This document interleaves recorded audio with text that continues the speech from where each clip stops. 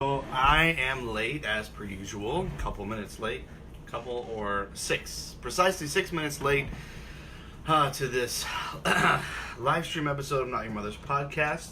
As some of you may remember, I told you yesterday that I was going to try to have something in produce form today, not as in delicious vegetables. Aaron Lanning, what's up, brother? I think I need to make a quick adjustment here. Have a bunch of stuff, including my drink. What's up, Aaron? Here, I'm trying not to knock this over, but also trying to... Forgive me. This is terrible. Totes unprofessional, but it is what it is. Hey, Aaron, I got your letter. Should have hit you up, but here we are. So, I got your letter. It finally went through. I don't know what was going on before, but it did finally go through. Just trying to adjust everything. Susan, thank you for joining. Jesse, thank you for joining. Just going to take a couple minutes here in the beginning. Well, that's what Jesus drank, Aaron, or at least he made it, right? So, going to take a couple minutes just to intro ourselves, talk about our guest Tiffany, talk about what we're going to be talking about on this episode, this live episode of Not Your Mother's Podcast. Hi, Alicia, good to see you here, and of course, I'll be calling you guys. I see you guys pop in, just saying hello, being friendly with you here at the beginning. One thing I do want to say, and I know that we're going to have people come in and out of this recording, and I should have put it on the title, so it's my apologies, but it is Not Your Mother's Podcast. I would definitely call this an explicit recording with the details of what we're going to be talking about. So I'll probably pause here and there and just say that for people, but the details of what we're going to be going over are very sordid at best. What is in the corner? You can see slob over here. Very sordid details, what we're talking about. You can say that, Aaron. You can absolutely say that. And we are going to be covering that here soon. But you can absolutely say that. I appreciate that. I am with you in that sentiment. So what we're going to do today is we are going to have the amazing Tiffany come on to talk to us a little bit about her experience. So the church that we're covering, it's a hint here in the title, is Jordan Baptist Church and Jordan Baptist Schools. They're out in Burbank, Illinois. If you went to Hyles Anderson or you are from the Midwest, you're from that area, you're probably familiar with Burbank, maybe not Jordan, but Burbank you're probably familiar with. So that's what we're going to be talking about today. So I know there's a lot of other stuff going on. There's stuff going on in Wildemar. There's Camera Giovanelli. It's really across the U.S. There's just pockets of stuff here in Gaylord, Michigan. There's stuff going on all over the place. So hey, Doreen, great to have you here. I appreciate you joining. So there's stuff going on all across the U.S. from Michigan to Maryland to Florida. Hey, Tiffany, good to see you here, to here in Southern California. So there's stuff going on all over the place when it comes to the IFB. They are crumbling, and don't worry, though, when the IFB goes away, we'll still have a podcast. We'll figure out something to talk about, but they're in trouble. They really are, and it has a lot. It doesn't have anything to do with me at all, but it has a lot to do with you guys, those of you that join, those of you that are supportive. Hey, Zach, good to see you here, man. Those of you that are supportive to victims and survivors, y'all are what's making the difference. You guys are what's making, and those victims and survivors that have had the courage to stand up and to face their abusers. I cannot even imagine how difficult that is. That's who's doing the real work here. So we're grateful for that, and we're grateful for the impact that it's had on the independent fundamental Baptist movement. Bear with me a second. I'm going to grab the live stream on my phone so that I can make sure I'm responding to comments because we do anticipate, or we're hoping, that you guys will have some questions for our guest today. She's got a lot of really, really helpful information. The church that we're going to be talking about today, I don't know if technically you could say she was born into it, but that's the church where she grew up for the better part of her young life through her teenage years. Hey, Robbie Lee, good to see you here, man. So our guest is someone who knows exactly what's going on at that church previously, what's going on there now, and she's going to be able to give us some great insight into that, and being able, to shed light on who this person was that was doing all these terrible things to these kids. So we're going to get into that here in a moment. Like I said, bear with me here. I'm trying to locate the live stream on my phone so that I don't want to miss any questions you guys have for Tiffany. I want to make sure we're able to cover them all. And of course, my internet is not working like it should. So without further ado, We dropped by 5 viewers when I'm sitting here looking at my phone, so I better stop. We are going to. I'm going to dig into the article just briefly, just to kind of lay a base. And again, for everyone that's watching, I want to let you guys know this is the content that we're. The content that we're going over here is very, very sordid, very unpleasant. Very, it's not stuff that. Sorry about the hand there. I want to make sure my volume's all the way up for when Tiffany joins.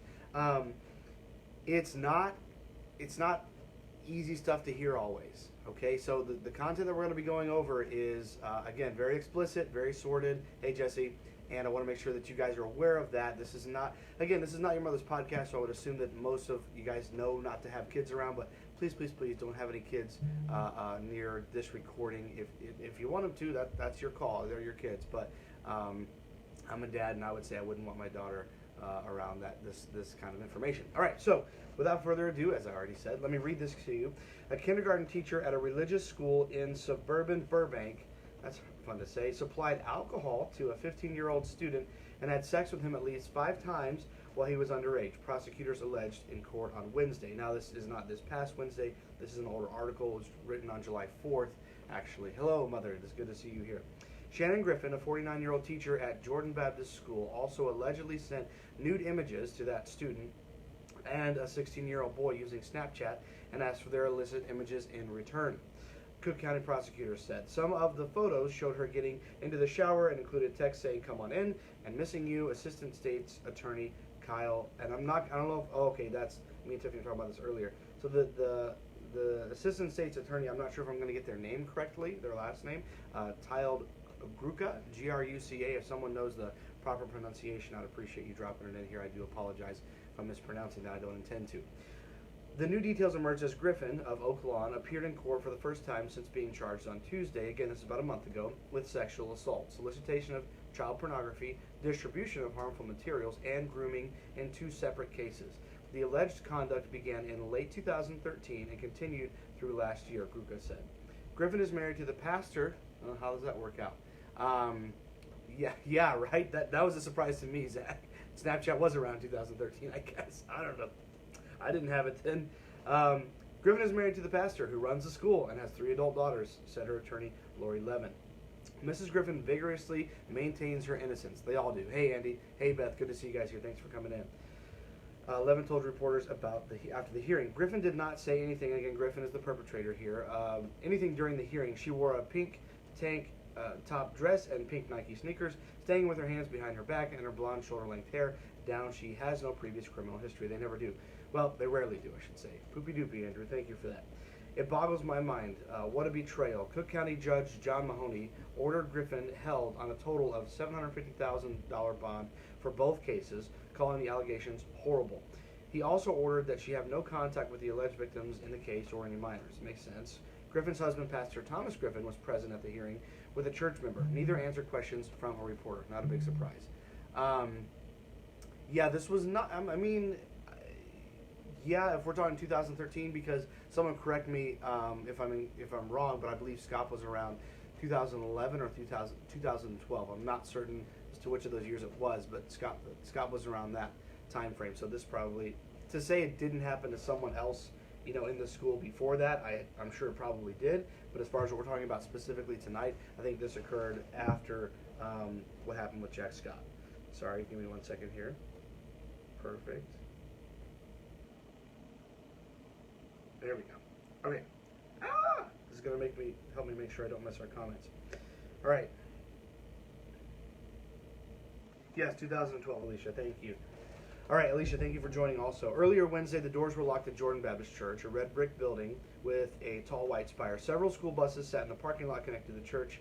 It gives the address. A small fenced playground with a slide and swing set also set empty behind the building. Again, just like every other church that we all went to. The schools and churches' websites appear to have been taken offline since Tuesday. A good call. That's damage control. That's what David Gibbs or any other attorney would advise you to do, is take all that stuff down so that it's one less place for you guys to get in trouble.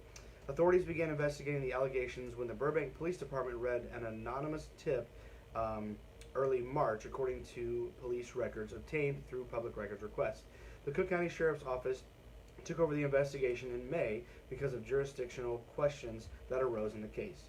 Gruca said in court, again, Gruca is I think it's the DA or the state's attorney, Wednesday that most of the alleged sexual encounters between Griffin and the 15-year-old student occurred when the two had sex in the back of a minivan behind a Burger King near West 25th Street and South Pulaski Road in Chicago. Again, I meant to say this a couple minutes ago, and I did say it at the very beginning. This is very, again, sordid, and at some point we're going to, some pretty gross details here. So if you've got kids, I'd appreciate you not having them watch. Of course, that's up to you. But the stuff that we're going to be going over is very explicit and sordid in nature on tonight's live stream. That victim is now 21. Gruca said 5 of the alleged sexual encounters occurred when the victim was a student, and the 6th occurred after he graduated in 2016. The student, an athlete, and Griffin, a cheerleading coach, got to know each other while riding the bus to sporting events. Not a big surprise. They continued talking over Snapchat and arranged times to meet up. After the first alleged encounter in November 2013, Griffin gave the student 1 bottle of Maker's Mark bourbon. I mean, I could go for some right now, but I'm 33 years old. You can't be giving that to children. Additional encounters occurred in December 2013, November 2014, November 2015, and December 2015. Griffin allegedly gave him another bottle of Maker's Mark as a minor and $120 worth of alcohol. That's quite the payoff. Worth of alcohol after a 6th encounter when the student was 18. In the second case, Griffin is accused of sending nude images to a 16-year-old student at Jordan Baptist in January of 2018, so January of last year. That student, who is now 17, took 6 screenshots of images. Oh, he knew what he was doing. Good for him. And messages that he allegedly received from Griffin on Snapchat. I got a feeling she probably didn't even know that he was screenshotting them, although you do get a notification, or so I'm told. But some of the images included lewd captions. Griffin's attorney in court said that none of the images showed her client's face, but the student told the police he was able to identify Griffin because of an arrow tattoo on her hip and her Snapchat username. Again, you got to be, I don't know. I'm glad she wasn't savvy. I'm glad she got caught. But if you're trying to do this stuff over social media and you don't know what you're doing, you're gonna have a bad time. Is that what they say on South Park? Police said that they were also able to verify the pictures that Griffin allegedly sent from her bathroom by checking the room in her home with a search warrant after she was taken into custody.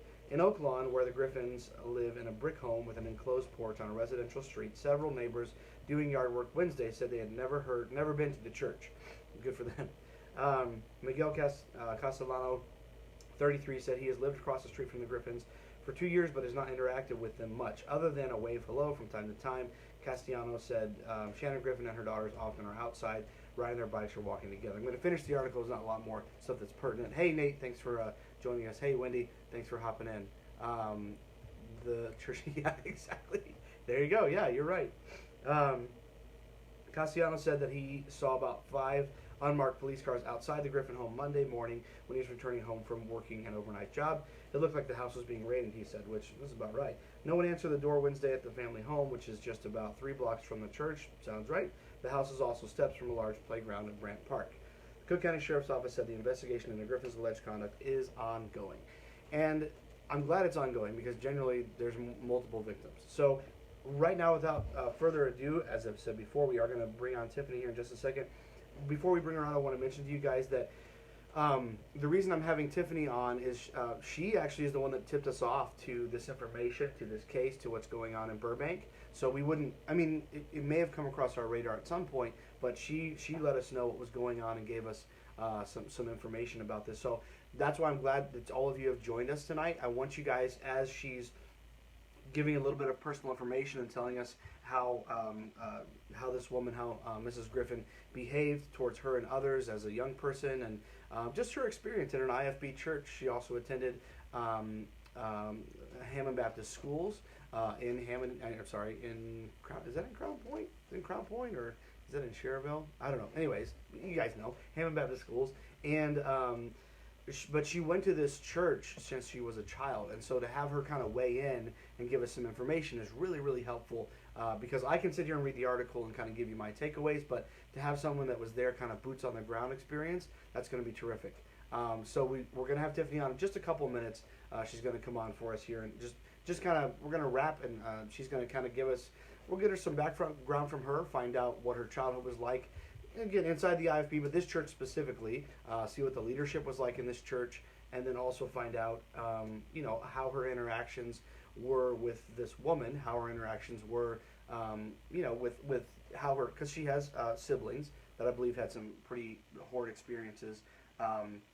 With Shannon, with that family. So we're going to hear about that as well. So I'm really excited for you guys to be able to just glean some good knowledge from her, get some information, and be able to kind of interact. So please, please, please feel free. I don't have any questions in here right now. You guys are just kind of commenting. Hang on one second here. I got the squeaky chair. I don't know if any of you guys watched the episode with John Bannister, but I got the squeaky chair this time. Excuse me. What was I saying? Yeah, so when Tiffany comes on, we will go ahead and kind of dive into her experiences at this church and be able to kind of. That's what I was saying. I want you guys to shoot us questions. So let us know, like, if as she's talking. We don't have a lot of questions in here right now. Actually, not really any questions. But give me one second here. You know what I should have done?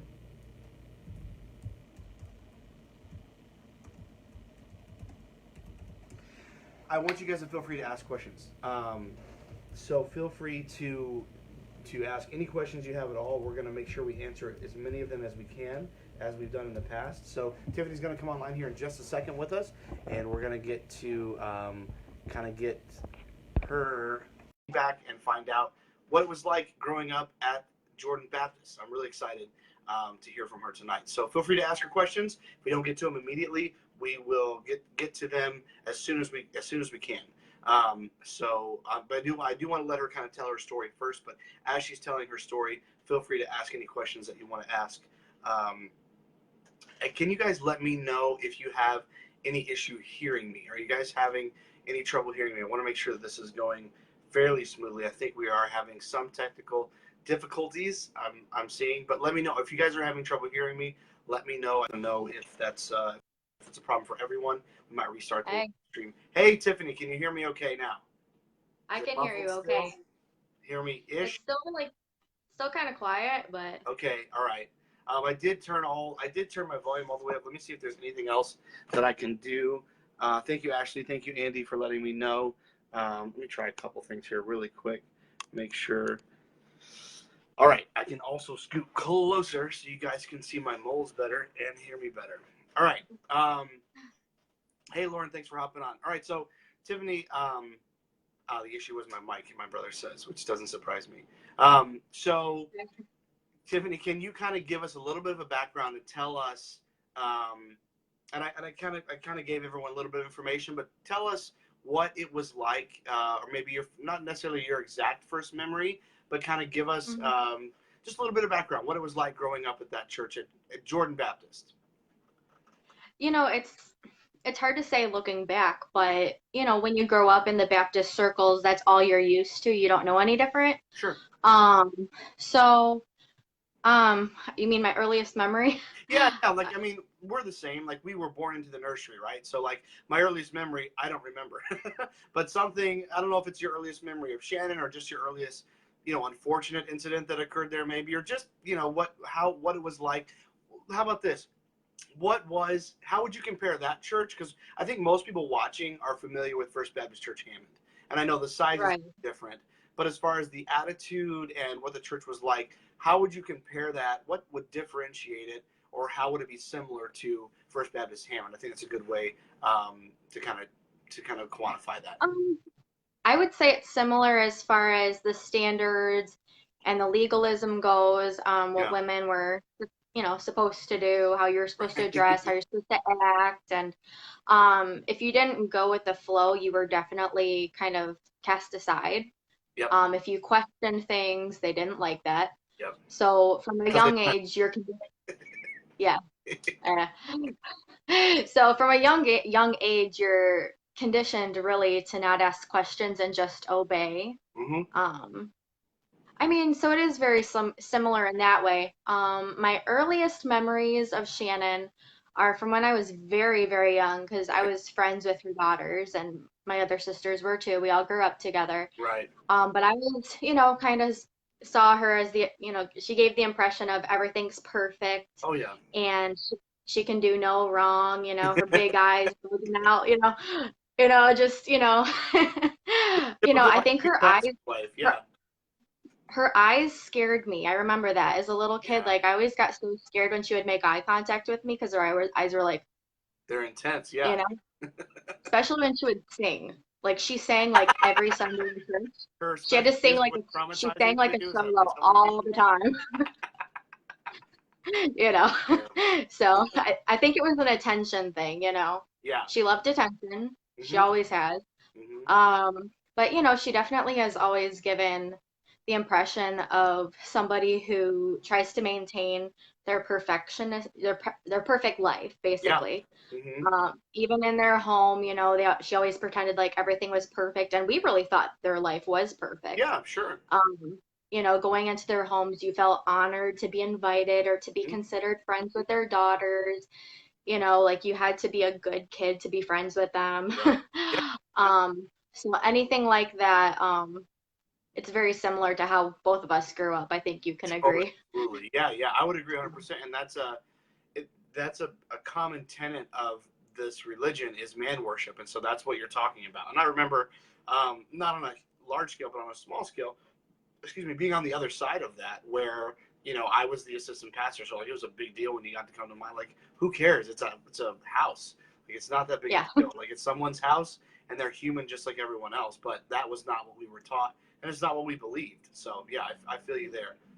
I think the because they're funny part. glorified. They're put Go up ahead. on a pedestal, and you're kind of looking up to them, even though their children are your age. You look up to Yeah. them in a way, and I'm sure you felt that way too as an assistant pastor's kid, Yeah. that you had that pressure that Mhm. people were looking up to you, and so Oh, that you had to behave a certain way and give off the vibe that everything was great, everything was fine.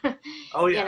So, I think a lot of people, whether you're whether you're a member of the clergy or not, as far as who your parents are, like you're still expected to give off that vibe of everything's great and praise the Lord and everything's always 110%. And if it's not, it's a sin problem that I have to work on, kind of thing. So you don't want that right, to be the case. So it's always hunky dory. But yeah, I would say totally. the pressure is probably not probably was definitely more. Um, I have a theory. I think the pressure because the pressure is more for pastors' kids, we tend to turn out more like assholes. But it is what it is. I can't prove it, but it makes sense to me.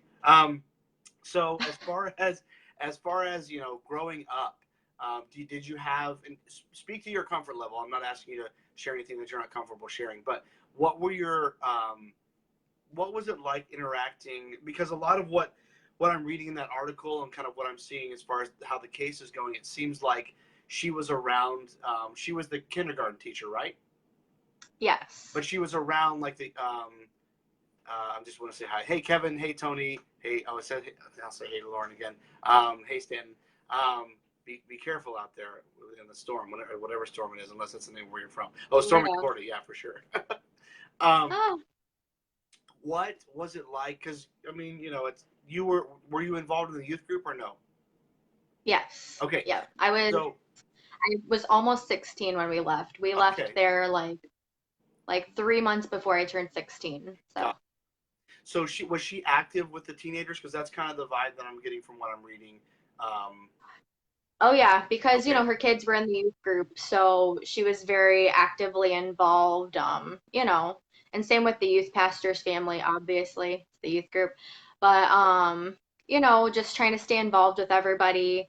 She wasn't so much touchy and huggy on the guys when I was there. interesting. Um, it was more so once like her youngest two started dating, Huh? like and having boys around more. The Wow. boys would go on trips to Disney World with them and Oh wow. all kinds of stuff. She was always sitting with them in church. And Yikes. this was after I left, but I Right. was still in touch with friends Oh there, and sure. Yeah.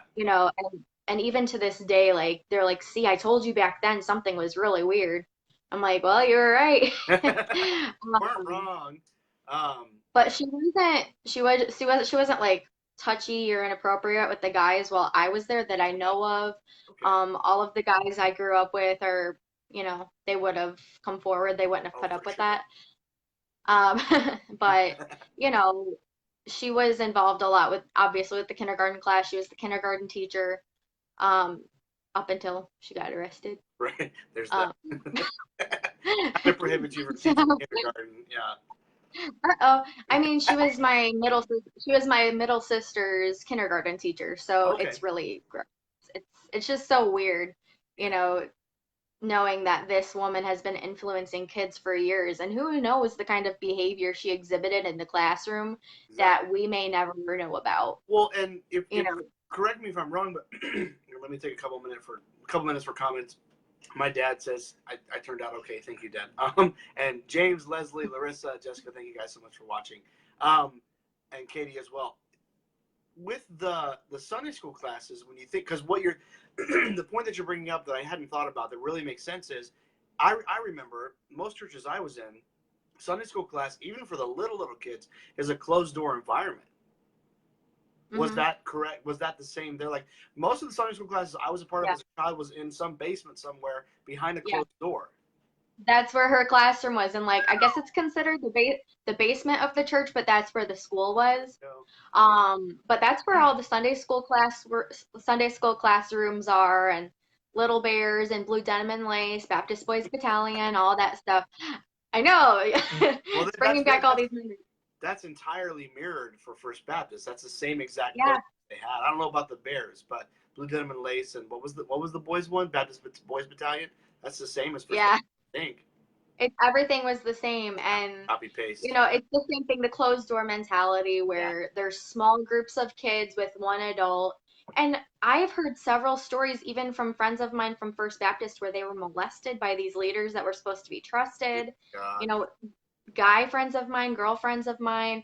It's just so sad that these are people that were supposed to be trusted. These are people that these parents trusted with their children Right. because this is a church, they love God, they're Right. respectful, they want to teach my good I can't talk.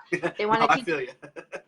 they want to teach my kids, the ways of God and how to be good Christians. And, it's just sad things that you're hearing years later of these Yeah. people and these kids being taken advantage of behind closed doors by leaders that they were supposed to be trusting. Well, and I was just So, talking. I'm trying to think who. I think it was John Bannister I was just talking to. No, it wasn't. It was a different friend of mine. We were talking on Instagram about, hey Mike, thanks for joining. We were talking about the levels of power that these people hold over you. So it's not, the thing is, when you kind of from the outside looking in, you can think about a teacher at school or a boss at work or even a parent at home having a certain level of power over you. But the power that people in cults, in our specific cult in the IFB, have over you, I firmly believe it's a different level, because you yeah. have everything. It's not just emotional and physical and there's no other phrase I'm looking for, but like there's so many different levels, and the big one is spiritual, and they have this Mhm.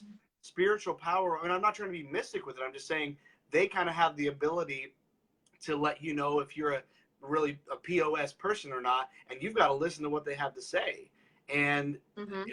at the level of pastorate, and I know this, I don't think everyone's going to agree with me on this, and that's fine. But at the level of a pastor, you have the ability to kind of toy with people's souls. And I know a lot of Yeah. people don't like that, and that sounds very Catholic probably to some people. Nothing against the Catholics. I'm just saying I'm done bashing the Catholics. I did that until I was 25. I quit when I got out of the IFB. But it is crazy to me that we allow them to have that, not just that level of control, but that level of power over us. And I mean, if you grow up in it, you don't know any different, like you said. But it's really Mhm. scary that not only do they have that level of control and power, but then when they start abusing it, what's to stop them? You know? Right. Um, I agree. Totally.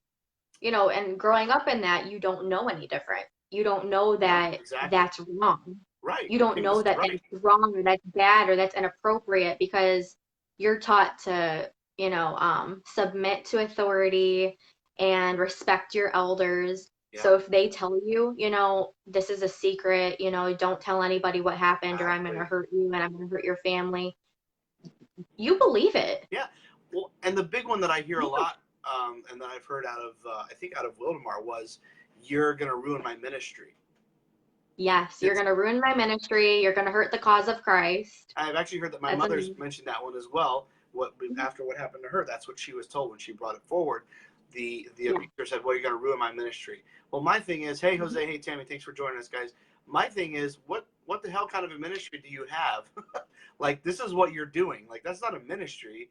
You're a pedophile. Like, that's not what this ministry's over. It's done. It's not about that anymore. It's about you getting locked up or Right. making things right. I don't know what it is, but ministry's done. It's out the window. But that's the scary thing. These people stay in that position for how many years? Like, and I'm not making any accusations or allegations here, but it's entirely possible that pre-2013, she was up to all kinds of terrible stuff with someone else or that same person. They just haven't got into it yet. I don't know. Can you, because, let's see, so you left at 16.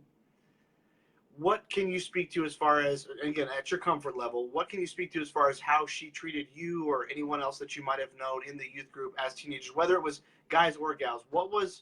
Is it Shannon Griffin? Is that the full name?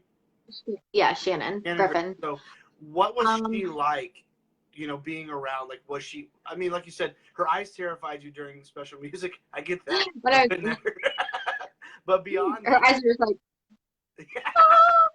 well, just like they are in the mugshot. It's the same thing. like All in. trying to do my impression. It was good. It was a very good impression. I love it. What would you say though? What was she like? Was there any just negative or any or good, whatever? What kind of tendencies did you see in her? As a teenager, what do you remember? Very mentally unstable. Okay. I'm just gonna throw that out there. She's Yeah. mentally unstable, especially when I was a teenager. Okay. She was dealing a lot with an eating disorder and trying to be as skinny as she could be because for whatever reason it was a competition. Sure. Yeah. Like, and this is how sick it was, like she would like get on teenage girls, like she always made remarks to me about my weight. And, looking back at photos of myself, I was not fat. Right now I wish I could be as fat as I thought I was back then. I feel you. But like her big thing was, bullying teenage girls. Her daughters picked on friends, girls that were supposed to be their friends. They would pick on them for not being a size 2 or what size are you from New York and Company? What size pencil skirt are you wearing right now? And if it was anything less than a 4, they're like, you should probably lay off, you should do what I do. If you want to look like me, you should probably and her daughters were this little bully gang. Is that what you're telling me? Yeah.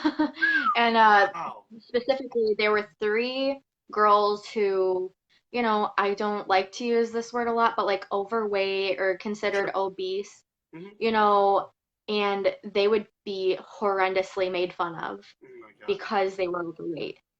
And these girls were picked on in the back of the bus that we were literally on Wednesday nights, we would go soul winning, like be dropped off at random apartments. Right. And like just be like, go in there and go knock on doors, invite people. Always a good on call. The back of the bus. I know. Yeah. So like, on the back of the bus, the pastor's daughters and their cliques would make fun of these girls who were overweight. They would call them fatty. They would spit on them. What? Just like giving them horrible nicknames, and these girls would cry, okay? Yeah, of course. And at this point, I was not friends really with the pastor's daughters anymore, just because I just saw how evil and wicked they were. These were my friends that they were picking on. Right. I was always known to kind of like support the underdog because I knew what it was like to be picked on by people. For sure. And I had a conscience, and not many people did. Clearly. And I'm not saying that to make myself look good. I'm saying it because it's the truth, and people can attest to that, that I always kind of like stood up for them. And that's why like they didn't like me. Because, I would ruin their fun. So, when this would happen, I would speak up and I would say, hey, you know what? Cut it out. That's not necessary. And they would start making fun of me. Yeah. But, I can take it. Right. You were ready for it. Sure. I was ready for it. Yeah.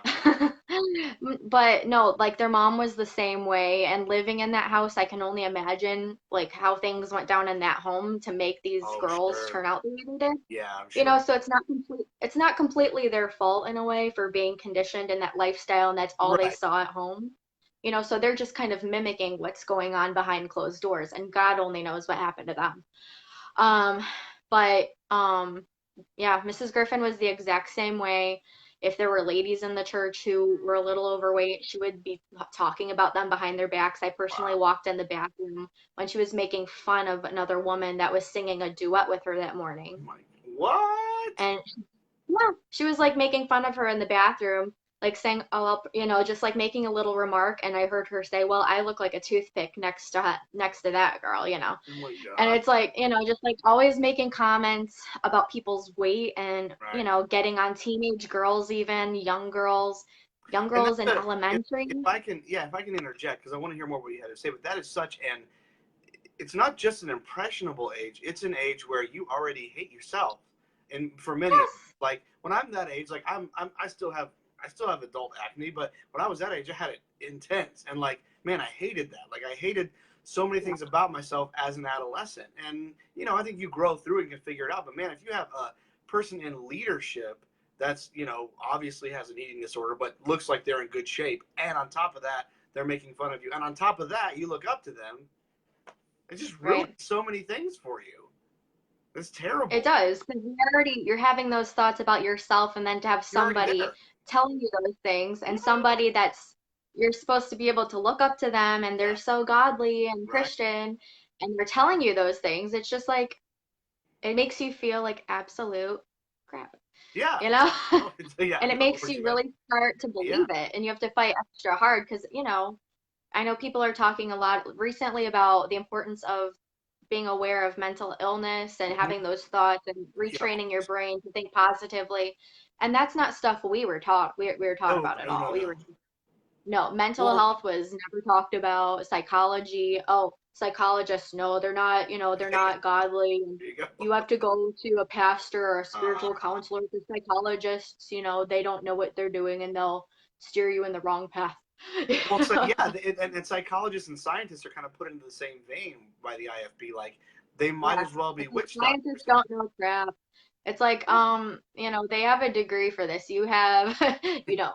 They have a You know, legitimate these degree. people, and realizing now, I've been to a therapist, so Sure. I know these people are legitimate. Like, Yeah. they really have studied mental health and how the brain works, and how our development and upbringing can affect you in your adulthood, and how to Yeah. reverse these tendencies, that you Yeah. don't even realize that you have you know? Yeah. So, And it shows, especially when you go to therapy and then you see the changes in yourself, and you can say, okay, wow, mhm, I didn't even like things you didn't even realize were a problem, or things you didn't even realize you were capable of, and your therapist right. opens those doors or closes those doors for you. It's amazing. Mhm. But I'm sorry, unless you have the training, and no pastor that I've ever met, no IFB pastor that I've ever met has it. Unless you have the training, you're not going to open those doors for people, and to turn them away from counseling, from good counseling, and from Yeah. legitimate therapists and psychologists. That's criminal, in my opinion, because you're especially if you're doing it to teenagers and young adults as they're developing, like Mm. you are stunting their emotional growth in a terrible way. Right. It's Right. it's criminal to me. Just after And all that. yeah. Yeah. And when you would talk to somebody about how it made you feel, to hear those things said about you, Sure. well, you know what? You should just pray about it and forgive them, pray for them, because Yeah. hurting people Hurt hurt people. people. That's it. And it's like, you know what? That's not an excuse for them to be No. hurting me. Like, No. uh, Especially not if it's a that just they're teaches you that whole mentality teaches you to be a doormat, and women are already taught to be doormats in exactly. that school. Yeah. So Yeah. so to be told that you just have to smile and fake it and forgive them and pray for them, that's so twisted. Yeah. And it's hard, it's hard to looking back and looking at people who are still there, Mhm. like realizing that that's what they actually believe that you have to do. Oh yeah, for It's sure. just like, very verbally and mentally Yeah. abusive, and these Like people get away hey, with it. yeah. So, and they get away with it because, oh, they're just going to be taught to forgive me and they can't say anything, so I'll just do it again. Yep. Well, they're put in that position of leadership. Like, obviously, there's. I'm not saying that the pastor, that the husband of the woman who's the perpetrator here. I'm not saying that he knew everything that was going on, but there's no way he didn't. My thing with all of them, with their spouses, with their significant others, I can't. I don't. You don't know. We don't know their mind. We don't. We're not inside their head, so we can't say, oh well, I know this about what they're thinking. But we can say There's no way you didn't know something was up. There's just no way. Oh, I have a feeling that they knew for a long time. Yeah.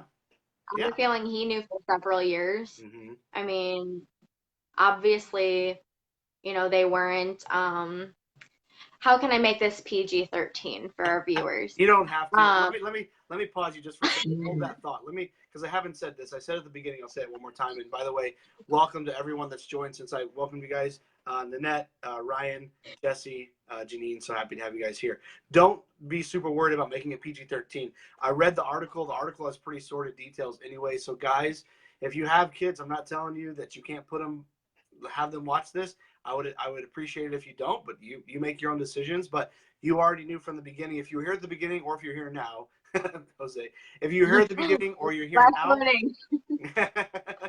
you know. Your last warning. Thanks for joining, Evan. If you're here now, or you were here earlier, I'm just letting you guys know this is not a. I wouldn't say it's not family friendly, but it's not for the kids. So everything, the details that we're giving again are they're terrible, but they're pretty lewd and very, very sexual as far as what was happening to these kids. So again, we're not being unkind to them. We're being unkind to the perpetrator, but we are going to give the actual details of what went down. So go ahead. Now say what you're going to say. You don't have to dress it up. It's fine. Unless you really want. It's up to you. Well, okay. So personally, I have a feeling that he knew she was being intimate with someone else Okay. because, I'm trying to figure out how I want to say what I want to say. Yeah. But I really don't think that they had been intimate for a very long time. Yeah, I get it. Based on the fact that when he was shown the nude photos by the parents, he didn't even know that was her. Well, there you go. So it's like maybe he didn't know it was her because they hadn't been intimate in so long. Like it'd probably been like since their youngest was conceived type of thing. She's like 20. Oh. So I mean, it could have been a very long time for him. So I mean, who's to say that he really didn't know what she looked like without clothes on? Yeah. Well, especially if I mean, you got to take that into consideration too. Absolutely. But the fact. But no, like going back to what you were saying before, like how can you not know? And I definitely feel like he knew. Yeah. So sure. And kids talk, okay? So especially teenage boys. Oh my God. How stupid can you be?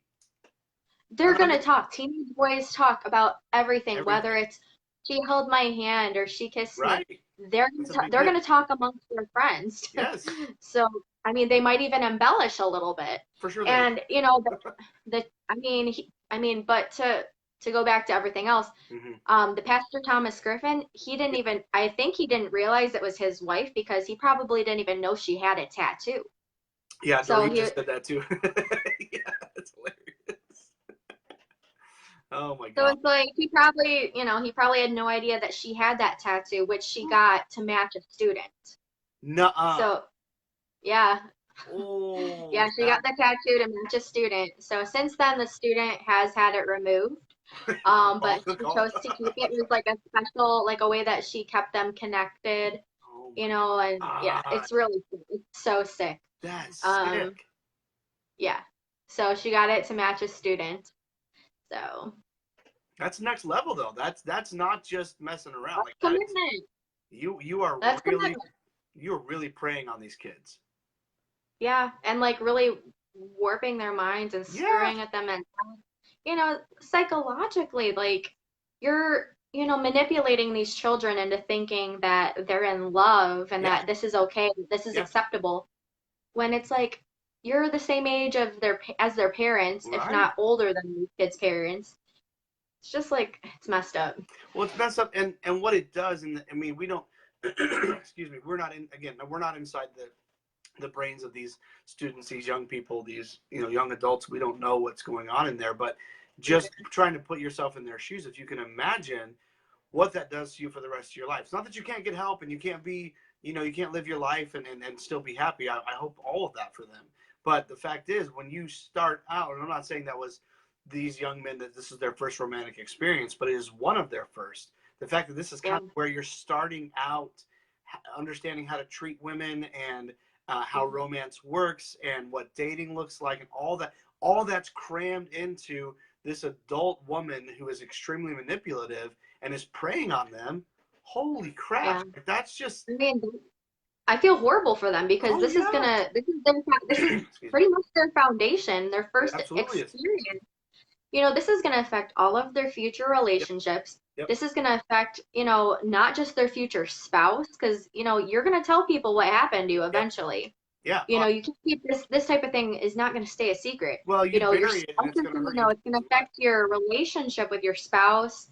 It's going to affect how you raise your kids. Yes. It's going to affect every aspect of your life, Yeah. so it's really sad because they were not in love with this woman, they were manipulated. Yeah. But they So thought they were in love. having to learn, they're going to have to like unlearn their idea of love because it's not. Or they have to start over. Yeah. And that's terrible. I So can't. you can't start over. It's like crumpling up a piece of paper and trying Right. to flatten it out again. It's never going to be perfect again. You're never going to have that clean slate again. It's always going to be wrinkled and you're Yep. going to still. Yeah. Well, So that stuff sticks with you. There's no way it doesn't. yeah. Let me read So that. it's very sad for them. But with therapy, I think, and good counseling and the Mhm. support of their families, Yeah, I think they have a good shot at overcoming this. for sure. I absolutely agree. I wanted to read this comment from Teresa. She said, "Oh, believe me, the husbands of these sick pastors' wives know something is off, but they have their ministry, and that's first." Yeah, exactly. First and foremost. Thought there was something about having your house in order as a requirement to be a pastor. That sounds right, Teresa. I think you're right about that. I don't. Yeah. Most of their houses aren't in order, but yeah, I think that's supposed to be a requirement. Sounds like something Paul would have set up.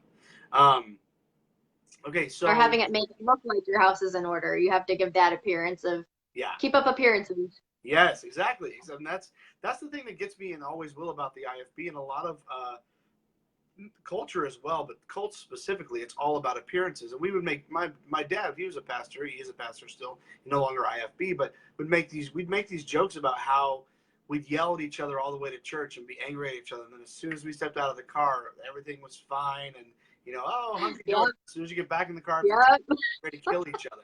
That's terrible. Yeah.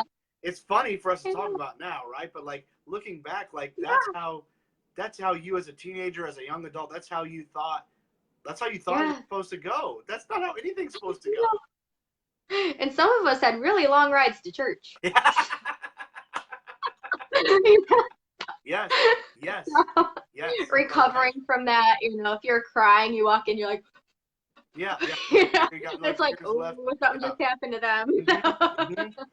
You're so right. Something went down in that. So right. I think I got lucky. I don't think we ever Missouri, we had like a 15-minute ride to church. That could be long. But I never had a really long ride to church.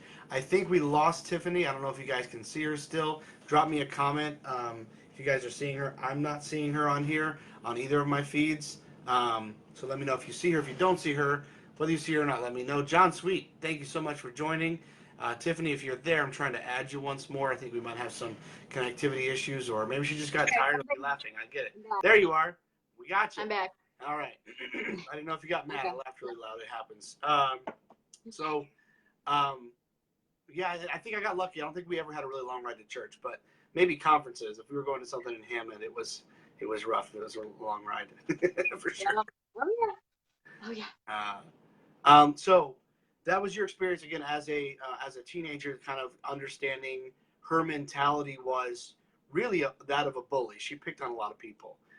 Yeah, and it made sense that her own daughters have turned out that way to be bullies. Sure. And anyone who knows them knows it's true. They'll attest to the same thing. Mm-hmm. And you had to act a certain way and stay on their good side or you would be next. And most of the time as I was in high school, I didn't care, because I realized that, I wasn't like one of them and I didn't want to be. Right. So I was a target of theirs quite often, but that's okay. They were jealous of me. So. Yeah. Love it. So So that was your experience, though, as a teenager, as a young Yeah, person. she was a bully. They were all used to getting their way. Shannon Griffin was used to getting her way, and they were gonna do whatever they wanted, and no matter who disagreed with it, you were gonna be fine with it if they did what they wanted. Right. So, Well, and they have this. Excuse me. The pastor has this kind of ultimate. People don't like it when I say this. Not everyone, but some people. Pastor is God. In an IFB church, your pastor is your God. That is my opinion. I don't expect everyone to share it, but that's how it works. He is yeah. very much. It's funny to me as much as the IFB, the Independent Fundamental Baptist Movement, likes to shit on the Catholics. I'm just going to say the naughty word there. As much as they like to make fun of the Catholics and say all kinds of terrible things, we, Yeah. as Independent Fundamental Baptists, mimic the Catholics in a lot of ways, especially your local priest or your pope, because these guys could do no wrong. And while we would say that we believe that, what's the Thessalonians verse? We just study these things to be, whether they be true or not. I can't say it correctly right now, but we'd say that we held them to a higher standard or held our pastors accountable, but that wasn't true. These guys had incredible autonomy. And obviously, you're right, Andrew, it is true. In that case, in the case of the IFB, it extends to if the pastor does it I wouldn't say in the right way, but in the way that he wants to, that extends to his family as well. And I think that also plays into, I'm just shitting all over pastors' kids, but I is one. So that extends to that extends to us as well. We think we can be little shits. I remember being out in the parking lot when my dad was a pastor in Ober, and John Cover, one of our church members, had purchased a car, and it was a beater. I think it was as El Camino, I think. But he had purchased a car, and I had on my cowboy boots because I was going to be a cowboy, and he got this car, but it was all rusted. So I was kicking the rust spots on his car like a real asshole. And he wasn't doing anything because I was the pastor's kid. So anyways, sorry, just trying to relate that to your story there. Like the daughters and the wife getting away with all kinds of stuff because they're the pastor's wife and pastor's kids. Yeah, and I mean, it bled into every aspect, whether it was school, what the girls wore, and what we would be condemned for, like, and Shannon Griffin would get on me all the time, especially because, I was not a size 2. I was a cute and curvy. I wasn't like chunky or anything, but I was definitely more curvy than her stick figure offspring. So, I had clothes that were more, I know, so like more form fitting. Yeah. And she would always get on me for that, and I'm like, you know what? But even at camp, like we would get in trouble for having writing across our bus line because you can't, you couldn't have writing on your t-shirt, but her daughters would run around with shirts with writing on it. And it's like, what about the rest of us who just made go change or like turn our shirts inside out at camp? Like I remember the inside out thing. I remember that now. Yeah. Yes. That's wild. They would make us like turn our shirts inside out and wear them backwards if they had writing across it. And it's like, you're making us look like absolute idiots. You're right. It's You're like, right.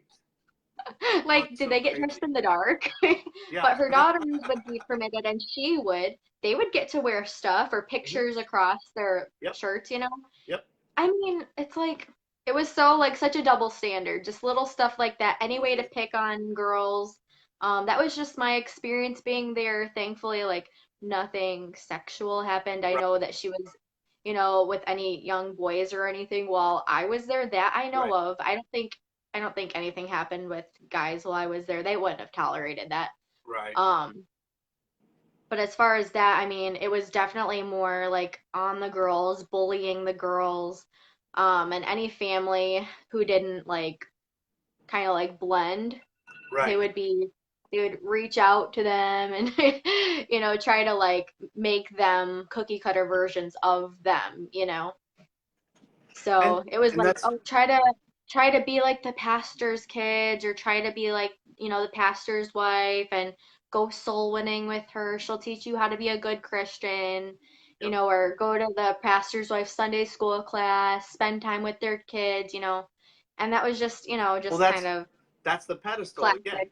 You put these people on a pedestal and you say like, well, they're pretty much perfect. So if you're having trouble with your life, it wouldn't even be, I don't think it would even be, you wouldn't even be looking sometimes for advice or help. It was, we decided you're a bad kid, so I want you to go hang out with this kid because they're a good kid. What could be more demeaning to a teenager than saying, you don't meet the standards, but this person who's an asshole meets the standards, so you need to go hang out with them and learn how to be an asshole like them. Yeah, Pretty much. That happened. That's just like, I'm hearing that from so many people now. And, a lot of them were considered the bad kid, but, now they're the ones actually doing something productive with their life while those good kids are off, doing God knows what. Yeah. No, it's true. And They're I off like that you made that doing distinction. podcasts.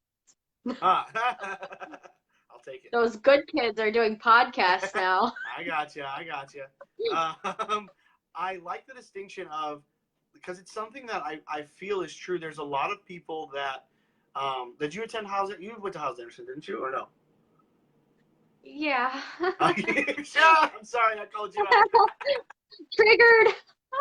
No, and I graduated. I have a diploma to show it. Same. I got a pedophile signature on my diploma. It's great. So, what was I going to say? Oh, I lost my train of thought. Oh, I find that a lot of, and I'm not necessarily putting myself in this group or trying to pump myself up. I just find that a lot of the guys and ladies that I went to college with that got booted or were always in trouble, not for anything malicious or unkind, but just they were their own person and they weren't like I see, if I go through my friends list, a lot of the people that are my friends, not just my friends, but people that I see that are doing great things, being successful, helping other people, those are the ones that were always acting out and down in DC and in trouble, and Stubblefield was yelling at them, or they weren't passing hair check or weren't passing dress check. And it wasn't because they were a bad person. It was because they were their own person and they weren't conforming, and they were continuing that, and they're seeing success in business or just success in life in general because they learned before House Anderson to be their own person. I know that's a tangent. We're not talking about the task at hand, but I think that is the case, that the people that were, not living up to the righteous standards of the pastor and his wife, and the people that were just being their own person and getting in trouble for being an individual, they tend to do something with their lives more easily, I think, than many of us who just were like, all right, fine, I'll just do whatever you guys say. Yeah. So true. And Alicia, I hear you on why aren't you more like, yeah, exactly. Alicia Haynes. Yes. And Alicia and I were at college during the same time. Oh, yeah, that's right. Hey, girl, hey. And me and Trey were too. Yeah. Hey, boy. We've got some dorm stories. Oh, I bet. And I'm loving the back and forth between brother and sister here, Alicia and Trey. And she says, Trey, you were one of those people who was always in trouble. And I will vouch for that. Trey was always in trouble. Like, hello, duh. Very proud of you, Trey. Yeah. All right, so let's get back on course a little, although this is a fun conversation. No, I'm happy with where we went with everything. I know you have some articles pulled up. I'm not asking you to read them if you don't want to, but I want to see, I did read an article at the beginning. I don't know if you were here for that, but I want to see as far as the situation that we're dealing with right now. So can you give us some more details? Again, to make this statement so everyone is aware, because this is broadcasted live and then it will live live on the page.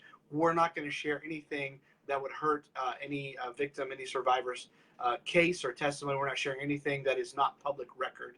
So everything we're going to share is public record. You can find it on the internet. If it's not public record on the internet, it's something that someone has told you and said it's okay to share this information. So we're not sharing information that's going to hurt anyone's case. We're not sharing information to be unkind or malicious. We're just trying to keep you guys informed of the situation at hand.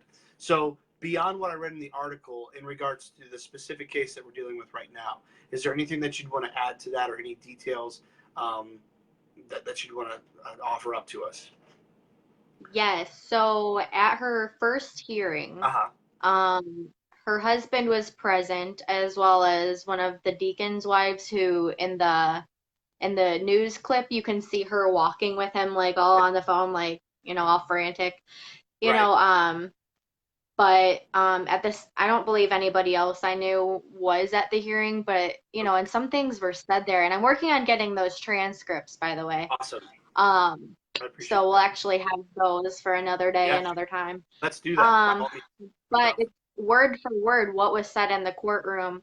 And I spoke on the phone I did a over the phone interview with one of the news anchors, Nice. and he said I was present, and there were things said in that courtroom that we specifically had to agree that we could not repeat on live Oh wow. television. So it was that vulgar and that Wow. disgusting. Even the judge, I mean, like you said, he was Yeah. absolutely appalled and Yeah. sickened, and like he said, it was a betrayal. Yeah. And I I mean think that that's is. meaning because I really felt that because it is a betrayal. These are people that, are put on a pedestal like we are, we're godly Christian people. We're gonna, influence you, to Right. be godly, But and they're leaders. they're doing stuff like this. Well, yeah. And people are sending their children to them, trusting that it's a good place to be and that they're going to be trained how to be good human beings. Well, And all of this is happening behind the scenes. and on some So level, they're supposed to be I your really felt protector. that when he said that that was like the ultimate betrayal, and it is. Mhm. Yeah, no, it is because what I was saying was I feel like in many cases they're supposed to be your protectors. That's what I feel like, Yeah, and so now yeah, you're looking at people that are so not only are they supposed to be your protectors, they're now taking advantage of you in yeah, a terrible physical way. That's horrific. yeah. Yeah, I can't imagine what it would have been like And there for that trial or that hearing. and and they had to agree with their companies that they work with, whether it's CBS or ABC or Right. NBC, that any interview that they did on air, they couldn't speak about certain things Sure. because of the graphic content. Yeah, those details And are gross. it's just disgusting. Like I've seen screenshots of messages, Oh shoot. that were sent. I have the decent Yeah. nude, Yeah, I got you. um, It tastes meaning tasteful news. she's wearing the basics, bra and undies, but you can Right, tell right. that it's her. And it's in those photos. Like I've seen the other ones, and like it's like ew, you Yeah, know. I'm But sure. I have the other ones. So if you want, no, I'm just kidding. No, I'm good. I'm good. Like I no, have the internet. no. I'm all set. Like no. Oh man. No, but yeah, so it's just it's gross, because Yeah. it's like these are supposed to be, adult leaders, and here they are using like a teenage like social media forum Yeah. That's crazy. like Snapchat, sending that, and Well, and clearly she didn't know how to use it because clearly, she's sending them, and this guy's like, here's a like, let me just break it down. I know a lot of us are millennials here, so we get it. But like, if you're if you're sending someone pictures of your junk and they're screenshotting it, probably shouldn't send anymore. Like that's, and when they're yeah, like screenshotting it, it tells you. yeah, like you get a notification, like, but like obviously she wasn't that smart, She wasn't you know? savvy. She wasn't savvy. Like, I don't know. It blows my mind that, she thought that that was okay, that no one would know because Snapchat, it disappears in 10 seconds. Well, Well, you know what, Shannon? Screenshots are forever. ever. Like, Yeah, and if you want like to you get road cannot rage, take a undo a picture screenshot. from another phone. I know. It's like, screenshots are a thing, and teenagers, will save that stuff. It's not just And teenagers. thankfully, I probably have 1,000 screenshots, and it's not nudes, but just to call people out, text messages and stuff yeah. like that. I probably have 1,000 screenshots on my phone right now. It's And you know Instagram, what? people. I've had to use screenshots Yeah. to like remind people of what they said Mm-hmm. because they try to say like, oh, I never said that, or oh, there's no Here, way I ever mentioned that. I didn't say it like that. I'm like, right. hold on, give me Look give at me here. 10 seconds. Have you I'll go ever? screenshot. And it's like, yes, you did. It's in black and white. Like this is what you said. Like Have you ever you made can't, the you mistake of can't deny that. trying to shit talk on someone, and then you're trying to send someone else a screenshot of what that person said, and you accidentally send it to the person that said it? I've been there. That's very embarrassing. I've done that. I've done that. It's so embarrassing. Yes, it is. It's a And good it's time. like, I didn't mean to send that to you. Sorry. Sorry. It's like that, that gif of Bart Simpson backing up into the Yes, bush. yes, Like, yes, yes, exactly. Yeah, it's like I've that's been like there a me. few And times. that happened to me. It was probably a year ago. I was talking to one of my friends about my ex-boyfriend's mom. And because like but like not in a bad way, just No, I kind know. of I'm just saying. like just like conversation, but it's like stuff that you wouldn't necessarily repeat. Right. Like it wasn't bashing anybody, Right. but it was like, kind of like one of those things that it's like kind of just between you and then you Yeah. tell somebody else. And it's like, oh, I did not mean to send Okay. that. The other thing too So is, I'm just like, oh, sorry, I didn't mean to send that LOL. And it's like, yeah, throw the she LOL. didn't Give us talk to some him for like emojis, 6 months after that. And now like she messages bro. but then, she got over it. Yeah. The other She thing got over too, it. She still talks to me, that's you good. know. The other thing too is not only does was she clearly not getting how Snapchat or social media works, but she thought she was above the law. They do. These people think not just the perpetrators, but the people that are now guilty of failure to report, which her husband is one of those. Like, do you Yeah. think that they start? Someone was asking me the other day, how can someone like Cameron Giovanelli or the guys that are in the news right now as well, like, how can someone like this continue to perpetrate and then keep putting out like Bible verses and like be posting, lyrics for Christian songs? Like, how is that And possible? They I they know. they are buying their own bullshit. That's what's happening. They're trying to make it appear like nothing is wrong, Right. But but they also while their little kingdoms are burning all around them. exactly. But they're And and I've been taking screenshots of well, are we using initials or can we just say the name Cameron yeah, Giovanelli? no, Cameron already, he got locked up and posted bail. We can say Yeah. whatever we want. So yeah, so it's like, I've been, kind of like peeking in here and there on Ah, his socials, you know, because I don't just have one social media. I no, don't just not have if one, you know what you're doing, you don't. Yeah.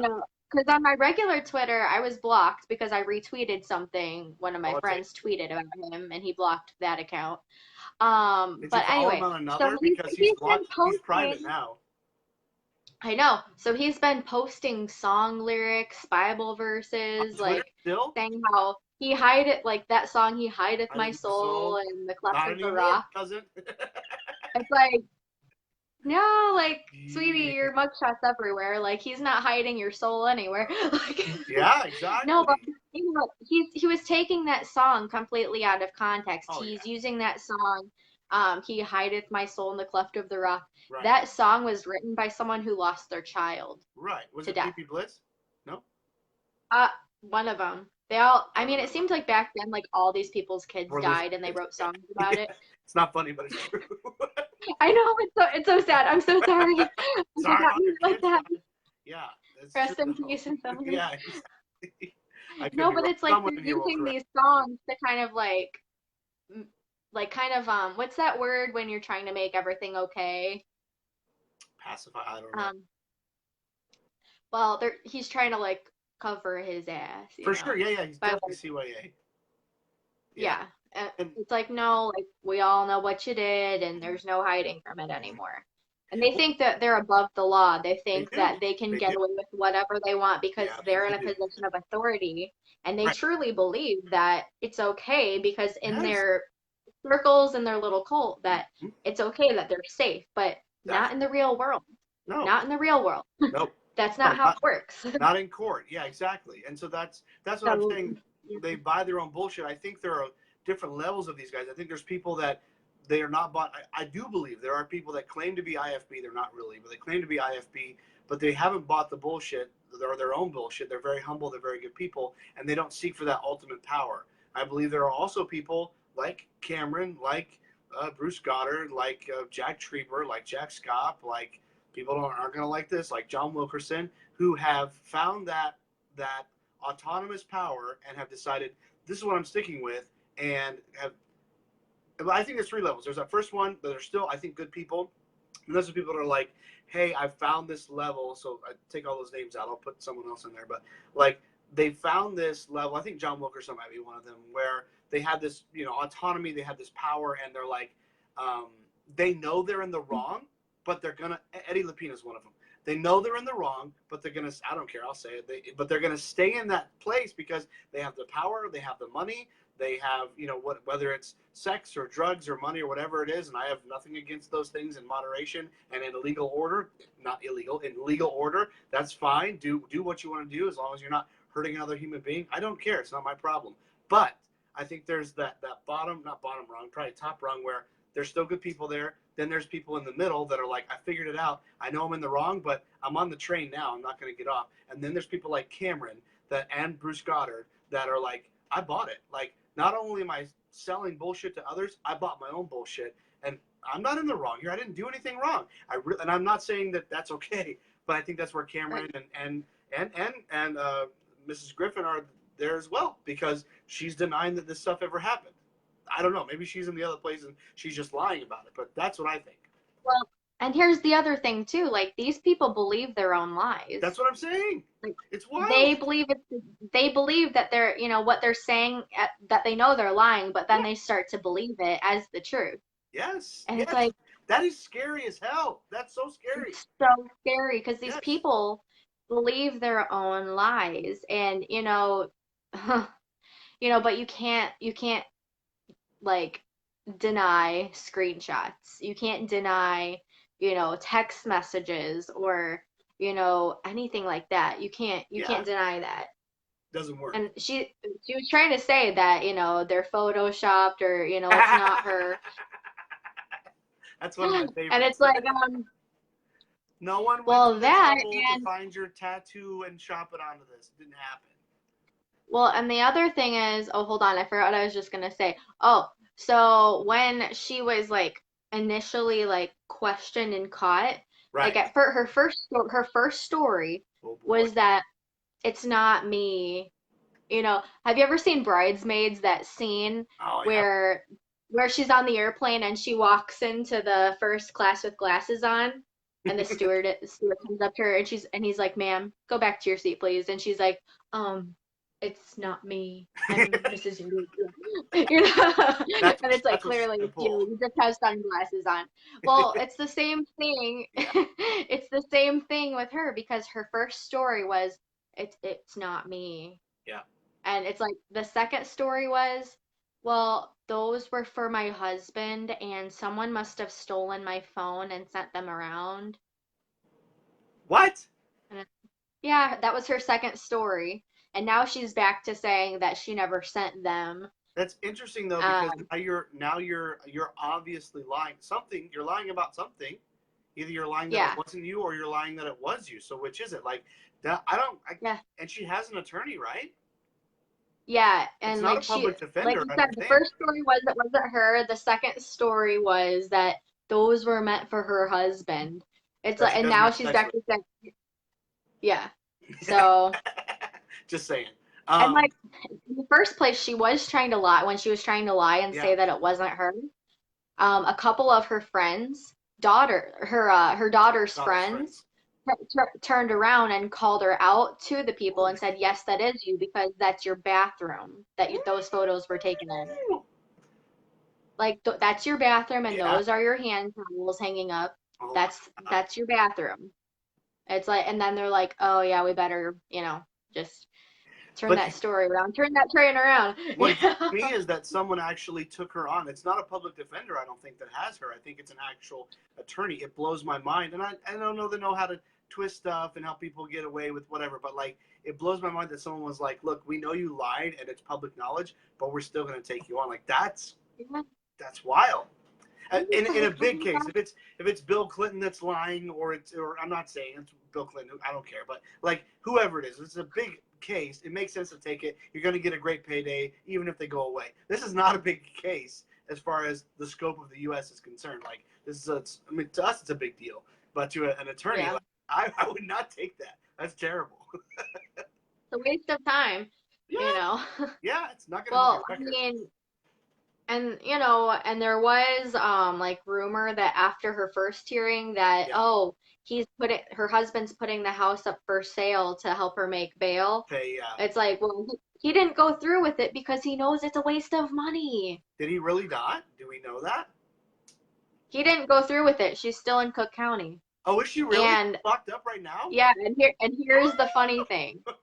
Here's something new-ish So I've heard sorry, can I pause for 1 second? Is Cook County, that's yeah, the one that's in Chicago, right? Because I had a bus route over there. yeah, that's literally like just a few blocks from the United Center Yeah, where that's the the one Blackhawks that play. is supposed to be on Prison Break. I'm very familiar with that campus. I mean, I haven't been Yeah. inside, but I've been all around it. Anyway, sorry, go Uh-huh. ahead. You were saying.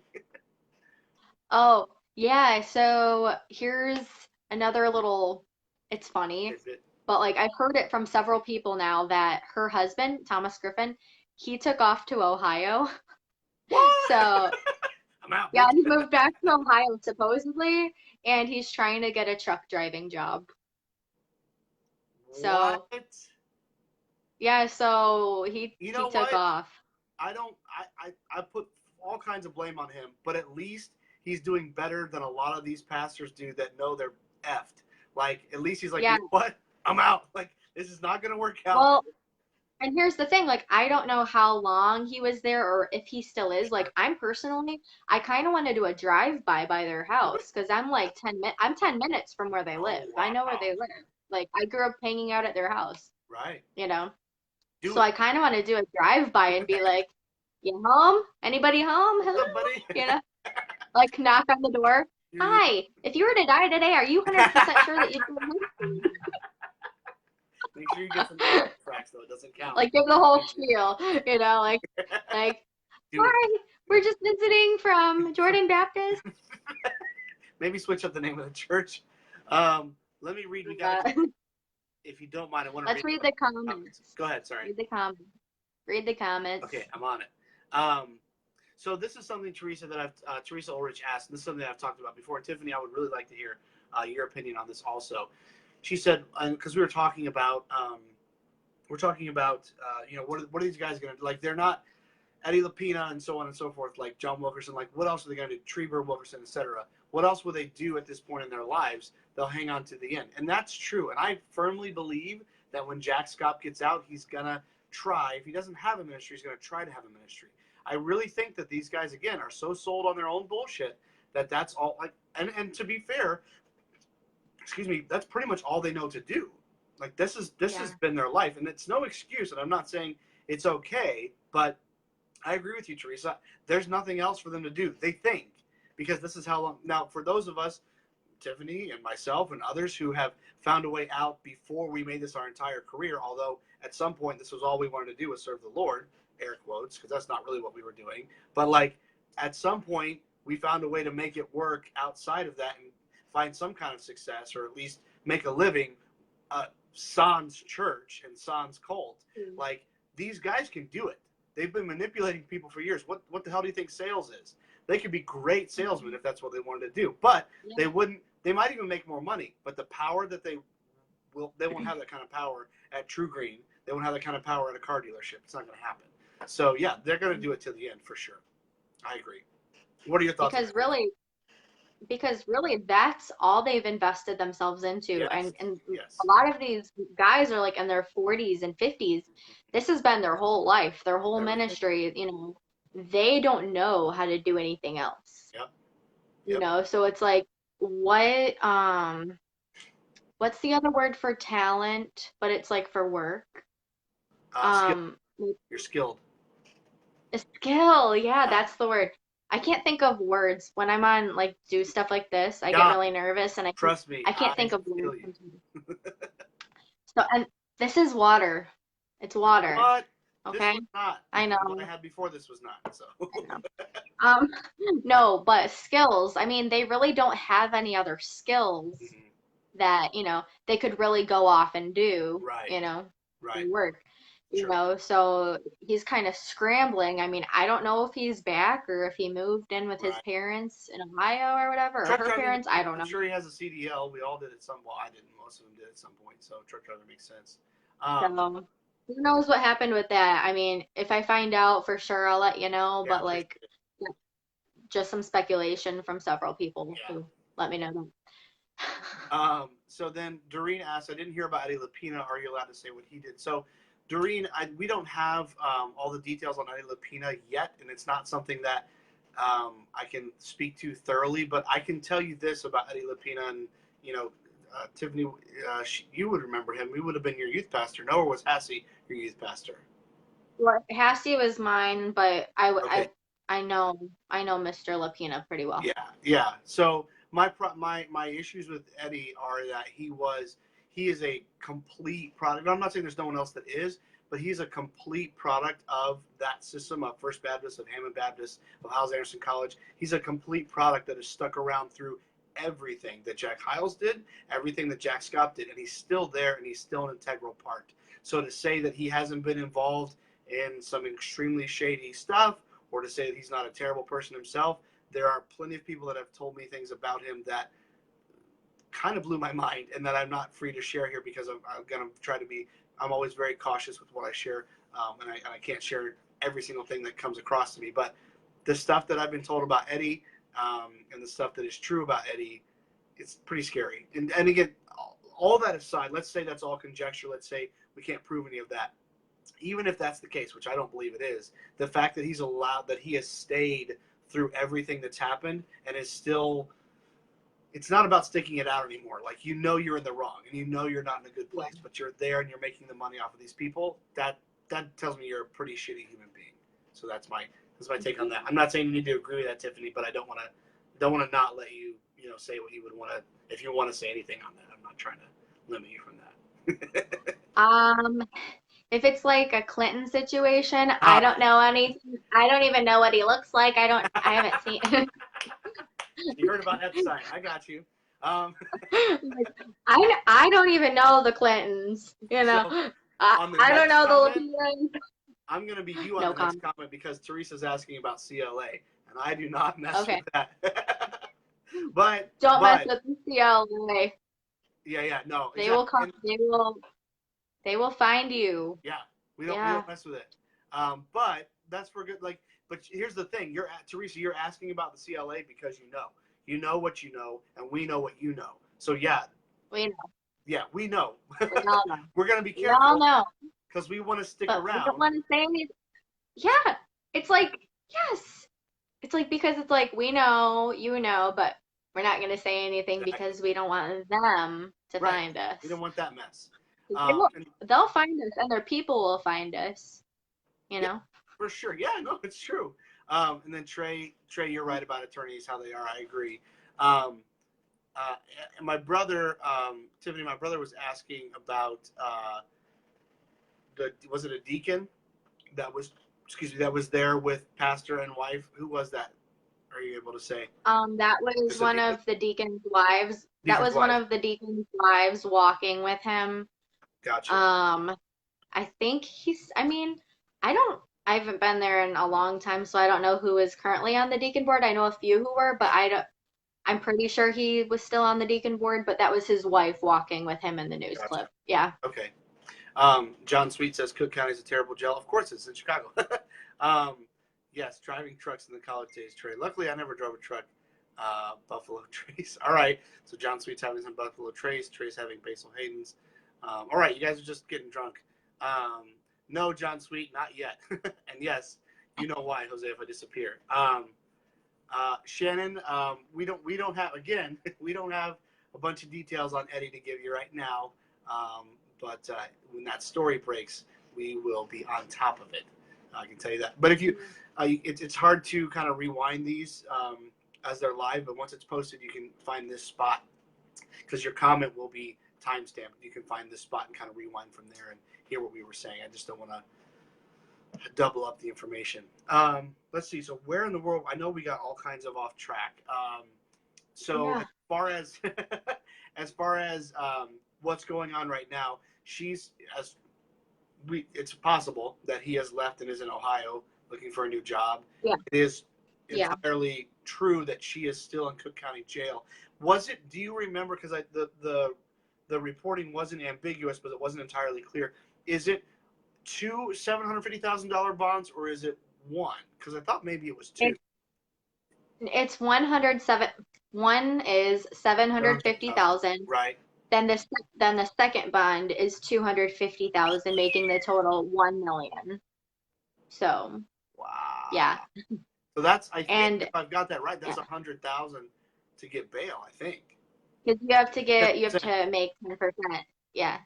And that's Whew. why there were rumors about him putting the house Right. up, but he probably pulled out like it's not worth it, like you're guilty, like Even if, you know. if you put the house up, I don't know. You're welcome, Shannon. Even if you put the house up, I don't know. Like, I'm not. Property value is crazy everywhere. I live in California. It's ridiculous. But like, I don't know if is the house worth that. You know what I mean? Like, can he even get that on the house? That's I mean, like in Cook County, it's very possible because okay.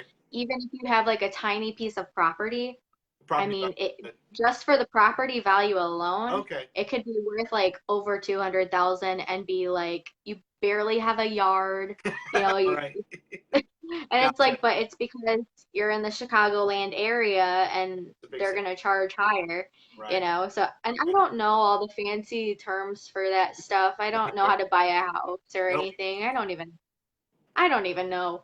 But I just know that it's very expensive to live Sure. in Crook County. You Yeah. see what I did there? I got what you. Yeah. Um, Yeah. I got you. so it's very expensive to live here.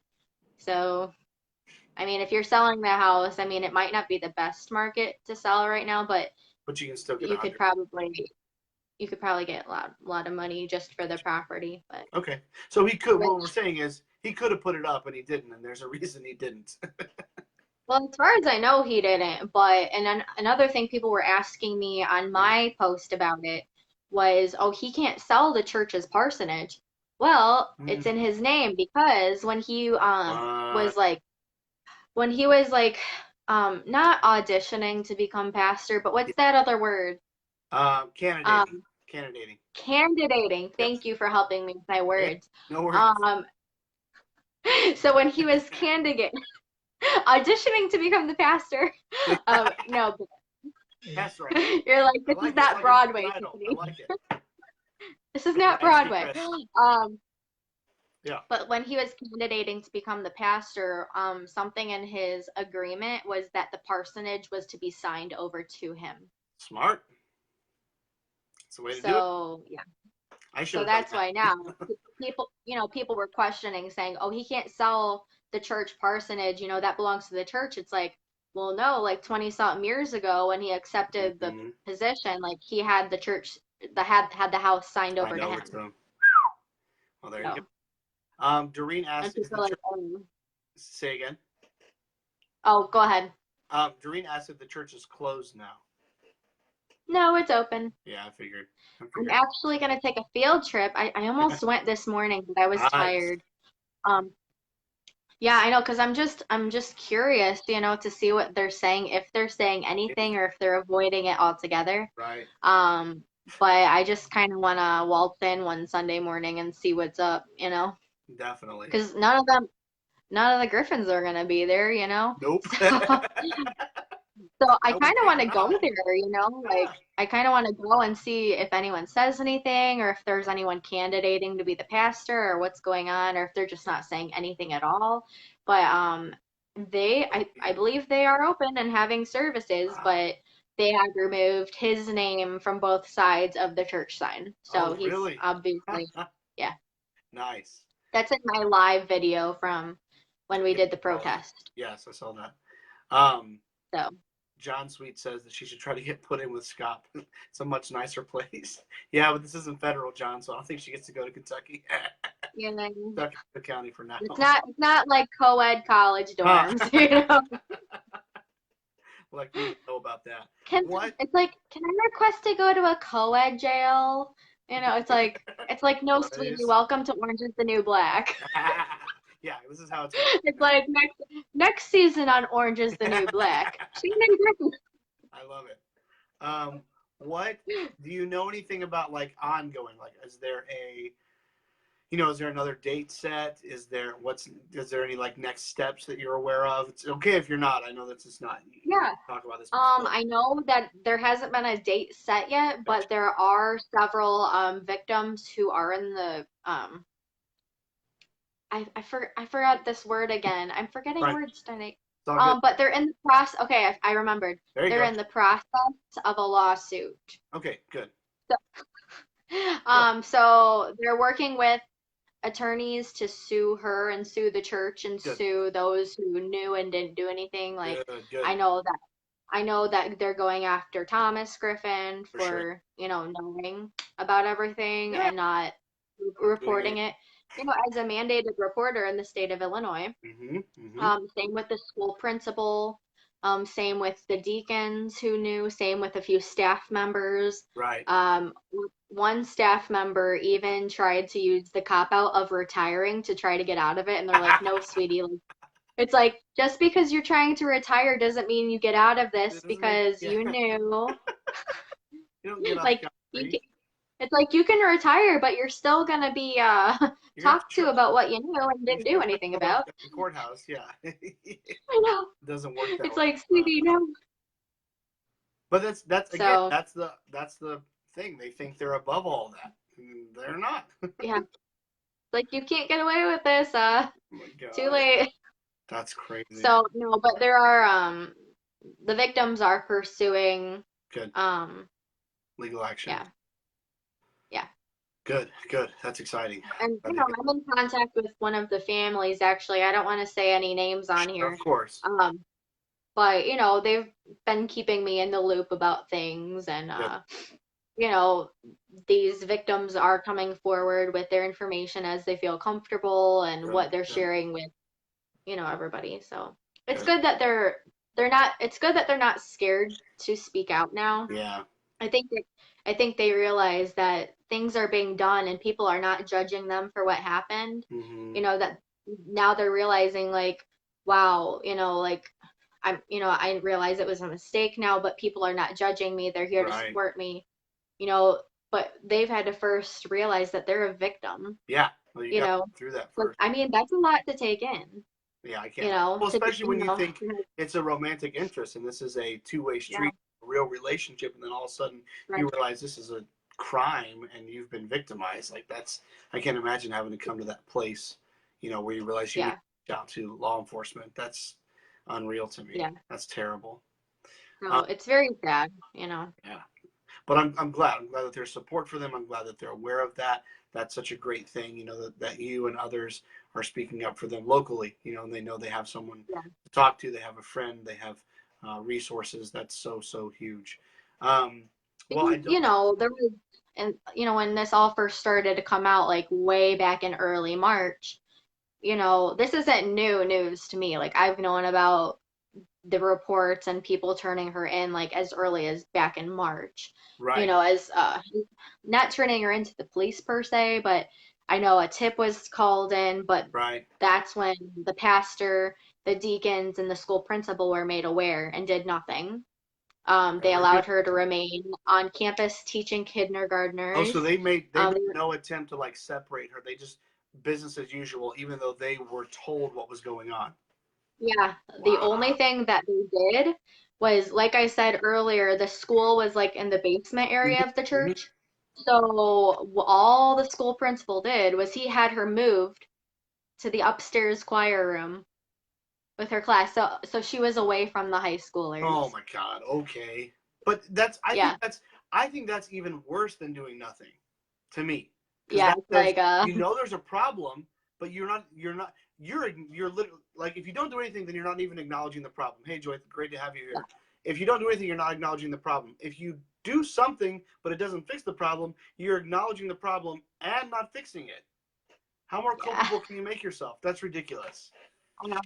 I know. So he moved her upstairs so that she was away from the high school boys. Wink, wink. Yeah, I got you.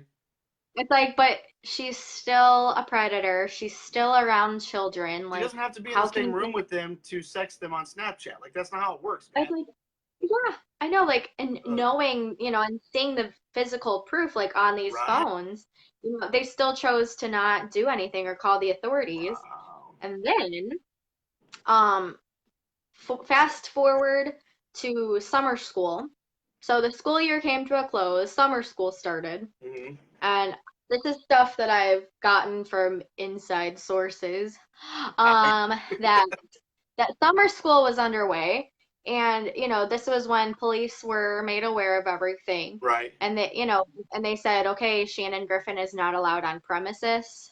She's not allowed on the property of the Right. school and the church. It's all on the same property.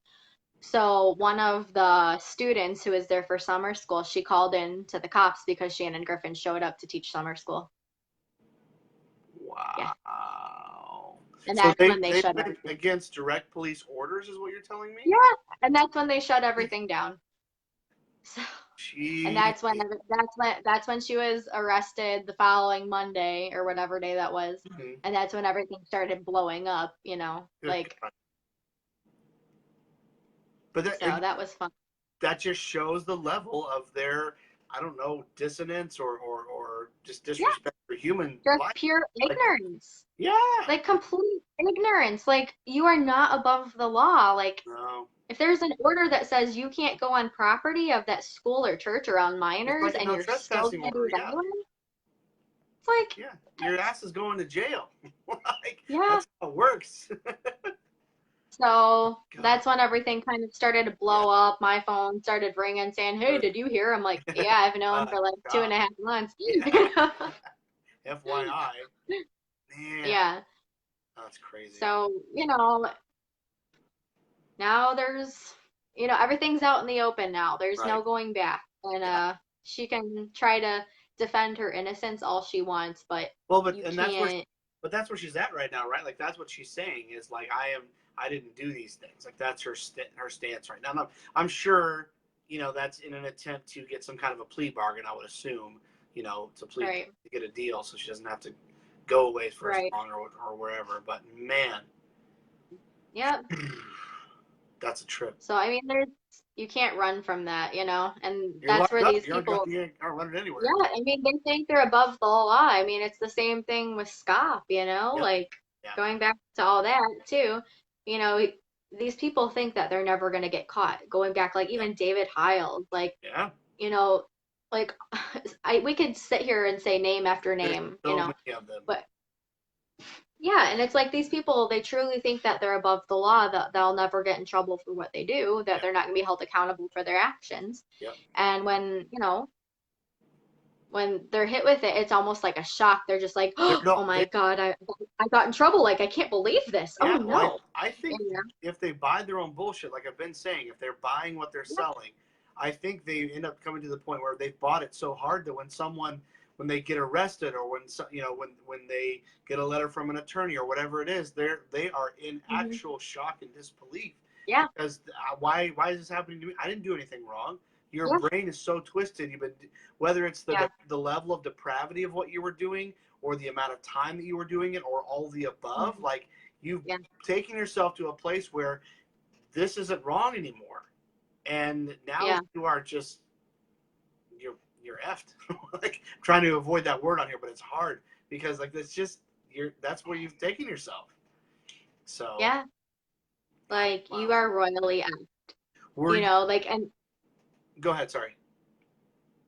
They just think that they're above the law, like we were saying, and when that reality hits them that they're being arrested, that now that they have a criminal record, they're going to jail. Yeah. It is like a shock to them because they, like we were saying earlier, they believe their own lies. Yep. Like they truly think that what they did is not wrong. So they're in their head, they're like, what? Like it's almost just like, it's a shock. Well, like the whole world comes falling apart. Yeah. And it's like, these people are sick. I mean, it's unreal. It just blows my mind. Yeah. Stan said hi, and then I didn't say anything to Stan, and Stan said bye, Felicia. So bye, Felicia, to you, Stan. Unless you're talking about the perpetrators. I don't know what you're getting at. Were you, just out of curiosity, and I don't want to take too much more of your time, I know it's later over there than here, were you enrolled? No, you would have been. Were you at college when all that stuff went down with Jack Scott? Where were you then? Were you at youth conference that year? Do you remember? Here's the thing. Like I knew the night everything came out. Oh, okay. I got I knew days before other people knew. Gotcha. Because and like I didn't want to believe. You don't want to believe something like that. None of us wanted to believe it. No, but like, everyone else was told from the pulpit that he was sick Yeah. and that's why he couldn't preach the last day of youth Right. conference. So everyone was just like, "Oh, that's so sad. He has a stomach virus." And I'm He like, has a "But, police you virus. know, so That's wild. yeah, so I mean, it's just like, but they again tried to pretend like nothing was wrong and finish out Mhm. the conference. Yeah, save face. That's all it is with them. That's all they know how to do. Yeah, That's what they've, yeah, in one way or another, that's what they've been trained to do for forever. So that's what they're gonna do. yeah, They're there yeah. to save face. So Yeah. I remember like it was just so awkward. Like that whole conference, Yeah. like I was sitting with my friends and having never, I mean, in our schools, we were never really given any sex education or, No.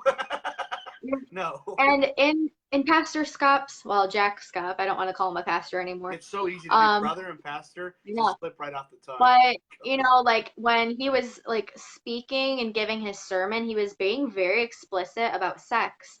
And my friends and I, it was just so awkward because it was Yeah. like all of his sermons, even at church for the last few months, had been really sexual.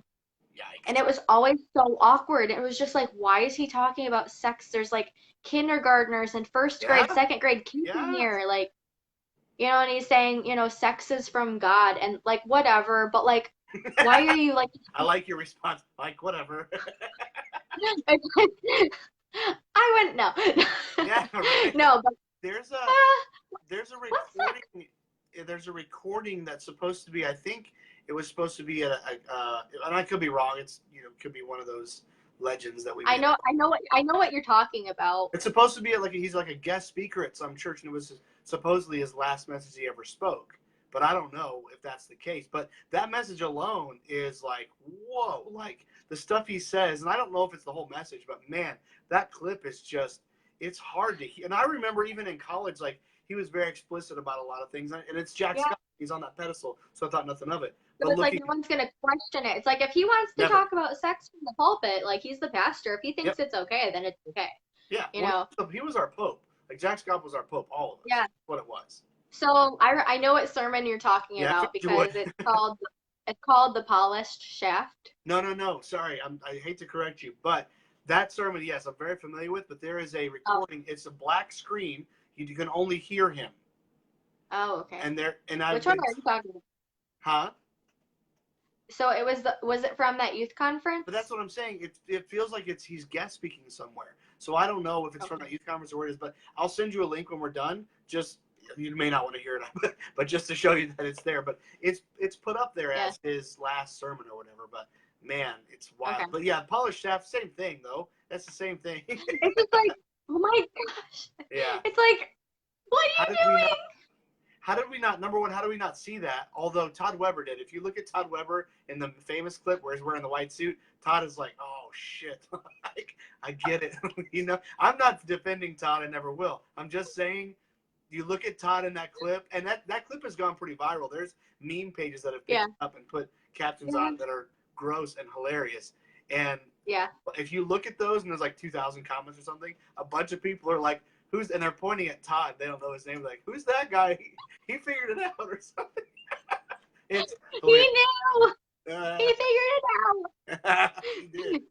Oh, And it's like, just even like thinking back, it was just such a weird time for me because we were literally like best friends with his family. We were over there several days a week. shoot. I I babysat didn't know all I this. babysat his grandkids. So it's like, I was very close with them. My whole family was very close with them, Right. still are. Yeah, You sure. know, because you see them as family. Of You see course. them in a different That's light nothing than wrong with just yeah, like you see him like for my family, we saw him, as yes, Pastor Scott, but like we got to like hang very out with them close. on Yeah, several occasions and be with the family. So it's like we all cared about each other deeply. So it sure. it hit us really hard. When everything came out, like my parents took us away to go camping for a long weekend and Yeah, like give us time to process everything because it was difficult for us. yeah, Just our families were very close. So like yeah, you go through it's like going through a death. Like first there's yeah. denial, Mm-hmm. And then there's anger, resentment, and sadness and grief. It's like grieving the loss of somebody who's still alive, Right. you Yeah. know, and it's like you don't want to believe it. And then, it's like all these facts are coming at you, and we knew things long before they were announced to the church, Right. you know, but it's like we had more time to process it than most people did, For sure. you know, but it doesn't make it any easier. It never made it any easier, No, I you can't. know. What? But again, that was like another betrayal because the Yeah. girl he was with was my sister's age. Ah, man. So Yeah. I remember she was it really was, yeah. So it was just like it was just really, it was just a dark time. That's just sure. how I can best explain it. That's the best way to So explain it to you. Um, Stanton says, talking to the perpetrators, thank you, Stanton. Doreen says, sound like the pastor we had him burn. His daughter got expelled from Crown College. I'm trying to remember. Rogers, right? I think. Because she got caught kissing in the library. When she came home, he told the church she didn't have the finances to finish, and that's why she came home early. Yeah, he did lie to them. I think the last name was Rogers there, but it could be wrong. Alicia says, I remember he came into a chapel message at college, and it was really sexual, and it was bad. Yeah, it sounds right. It was like towards the end of yeah. the year, yeah. And that year, Alicia, like, just addressing Alicia because I know Yeah. her. But you remember, like, anyone who was there during that time period of like 2010 to 2012, the end of that year, like, how insanely sexual those messages were. So to like, Baptist college kids, it's like, oh, he's talking about sex, like, haha, this is awkward. Like, don't Yeah. look at your significant And other. Like, don't make eye contact with yeah, anybody. It's so awkward. It's like we don't know what that is, you right. know. Oh my God, that is so So funny. it was, it was always so awkward when he would come preach or at church, because it was like we're Always not supposed to be charged. talking about. I just Right. spit, but it's okay. I'm by myself. I didn't see But it. You could have that's got good. away with that one. I did. But no, it's like all this stuff that you're like conditioned to believe is bad and Right. And he's evil, and openly. it's like, and yes, Alicia, and it was worse because of the random chapel Yeah. dates.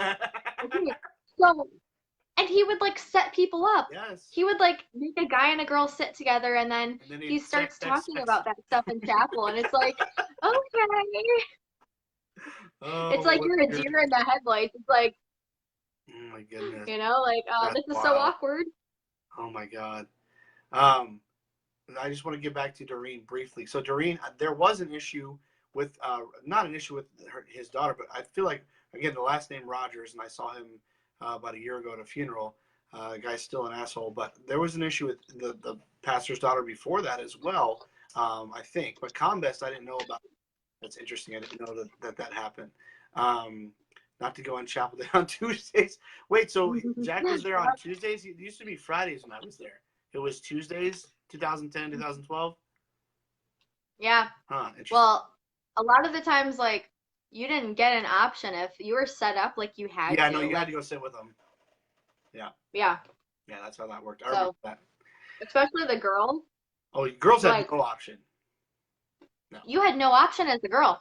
No. Because like, even if you didn't feel comfortable sitting next to a guy, but you were set up with him, or they're like, oh, you have to. If you say no, it'll hurt his ego, Mhm.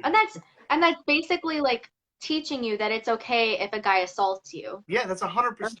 That is the epitome of rape culture. 100%. It's like so rape culture. It's like teaching you that your feelings, that your gut feelings and your instincts don't matter because what matters is you don't want to bruise a guy's ego. You don't want to hurt his feeling because if you turn him down, he'll be scared to ask out another girl. Exactly. And it's like it's Who basically cares? teaching you that your feelings are invalidated, Your that feelings don't. your feelings don't matter. Yep. And that's why so many victims of like sexual assault and sexual harassment have a hard time coming forward Yeah. because you're conditioned to believe that you got to protect these guys' ego and that you have to say yes to every date, that you have to sit next to someone you're uncomfortable with because of the pressure. I remember And being preached where yeah, always like go on a first, even if you don't like him, you don't want nothing to do with him, you should still go on that first date and give him a chance. Like, no, if you don't like him, he doesn't necessarily like. It's not to be a dick, but he doesn't deserve a chance. Like, That's Yeah. stupid. That's Yeah, the dumbest thing ever. I can't even tell you. Like I can't even tell you how many dates I Unbelievable. felt forced to go on in Yeah. college just out of fear of bruising these guys' hmm egos. hmm And I was like, That's that ridiculous. was so wrong. Yeah.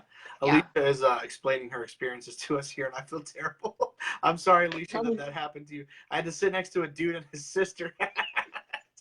I shouldn't laugh. And Sorry. his That's sister. terrible. That's terrible. It, Oh my all right. God. You have to tell me who it was, Alicia. Yeah, you guys need to talk about that. You That's have to message hilarious. me. I did do that once. I did have either I did it myself or had my buddies put my name up there, um, and had set me up with a girl and Kilby, Lauren Kilby, I think it was, and she was a sweetheart. She was great, but that's just terrible. It's a terrible thing to do. But what was funny to me was the aftermath, and it's nothing against her.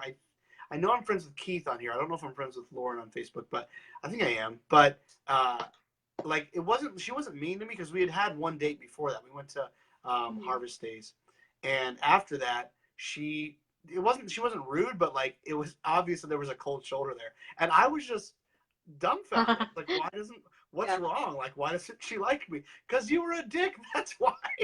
Like, are you kidding me? That's terrible. hmm Let me read a couple of these. Stacy, thank you for joining us. Um, let's see here. Dr. House used to do that when he would come to the college to preach on Thursdays. He would set people up. Yeah, Doreen, I believe that makes sense.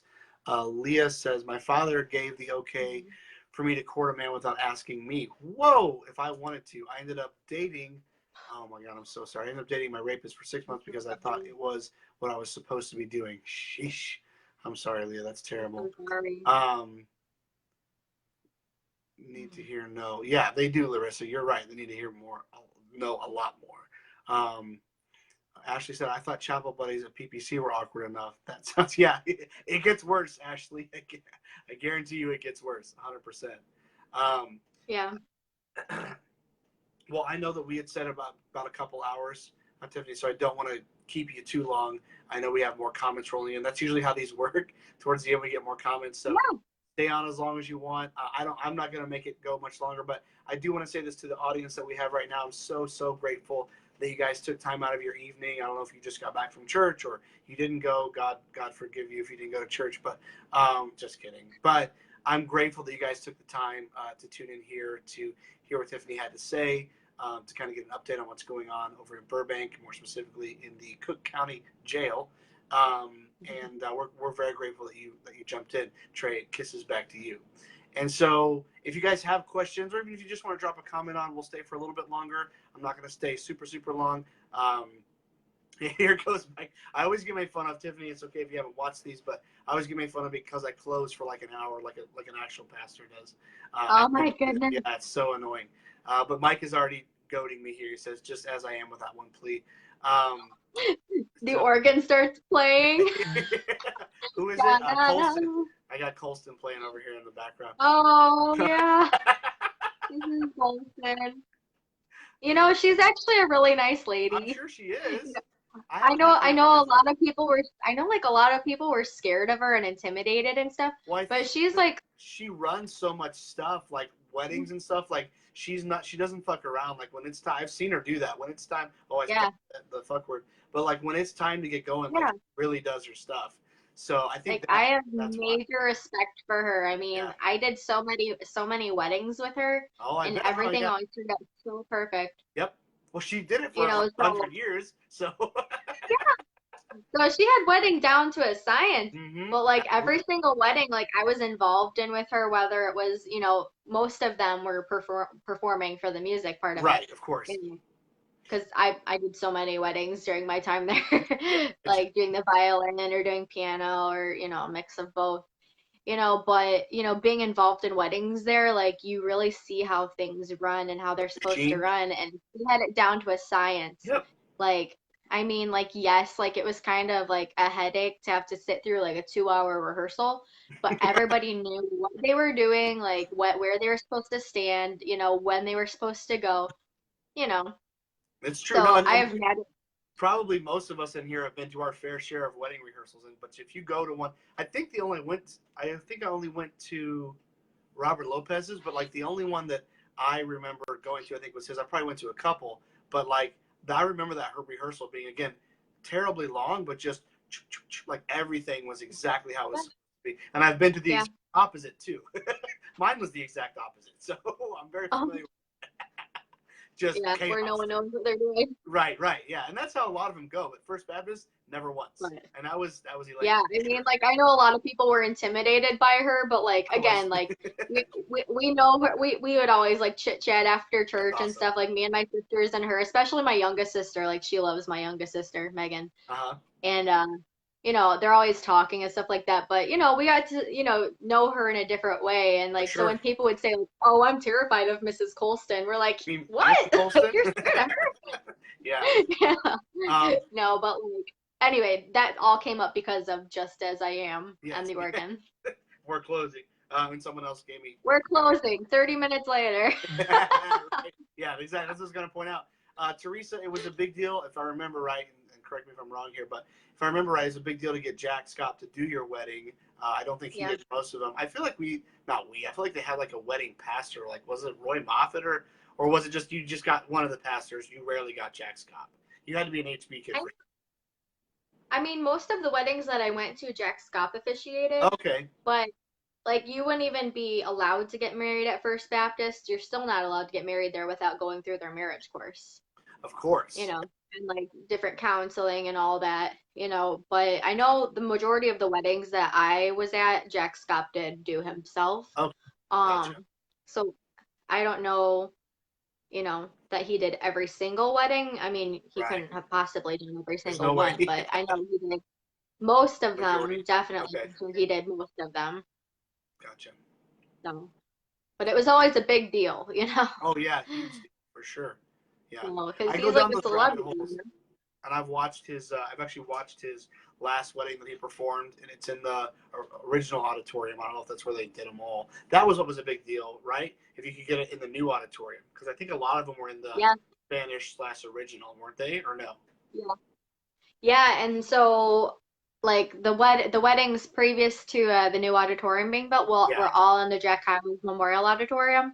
Right. And actually, the very first wedding that was officiated in the new auditorium was my first violin teachers that I got to perform in.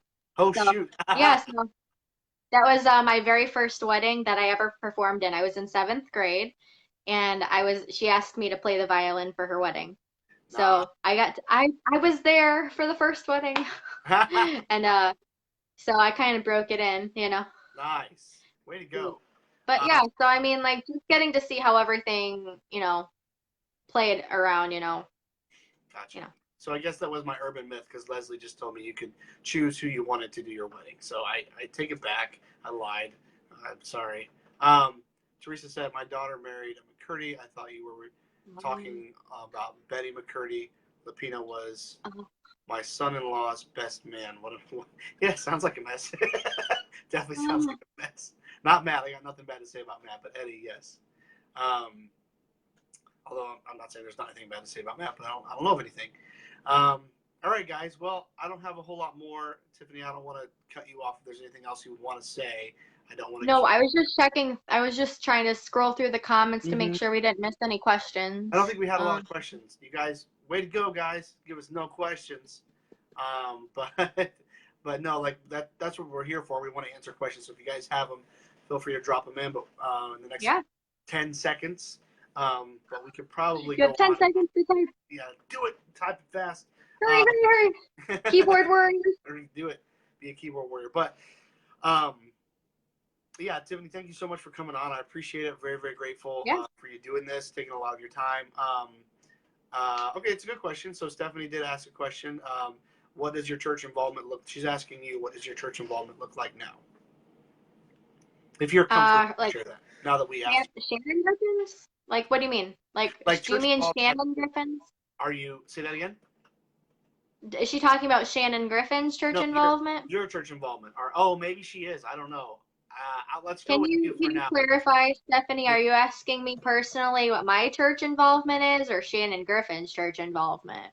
Because that would be the Cook County Jail chaplain. Probably would be. Yeah, she is. It's probably it. selfie class 101. Yeah. Yours, Stephanie. She's asking about your involvement, if you're comfortable sharing. My current involvement is none because I don't Maybe. go at the moment. Yeah.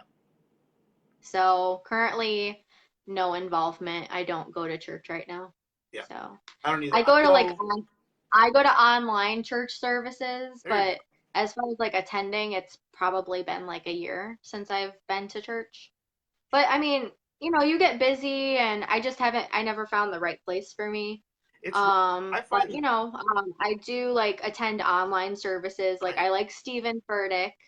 I like different like oh, what's his name? This is so bad.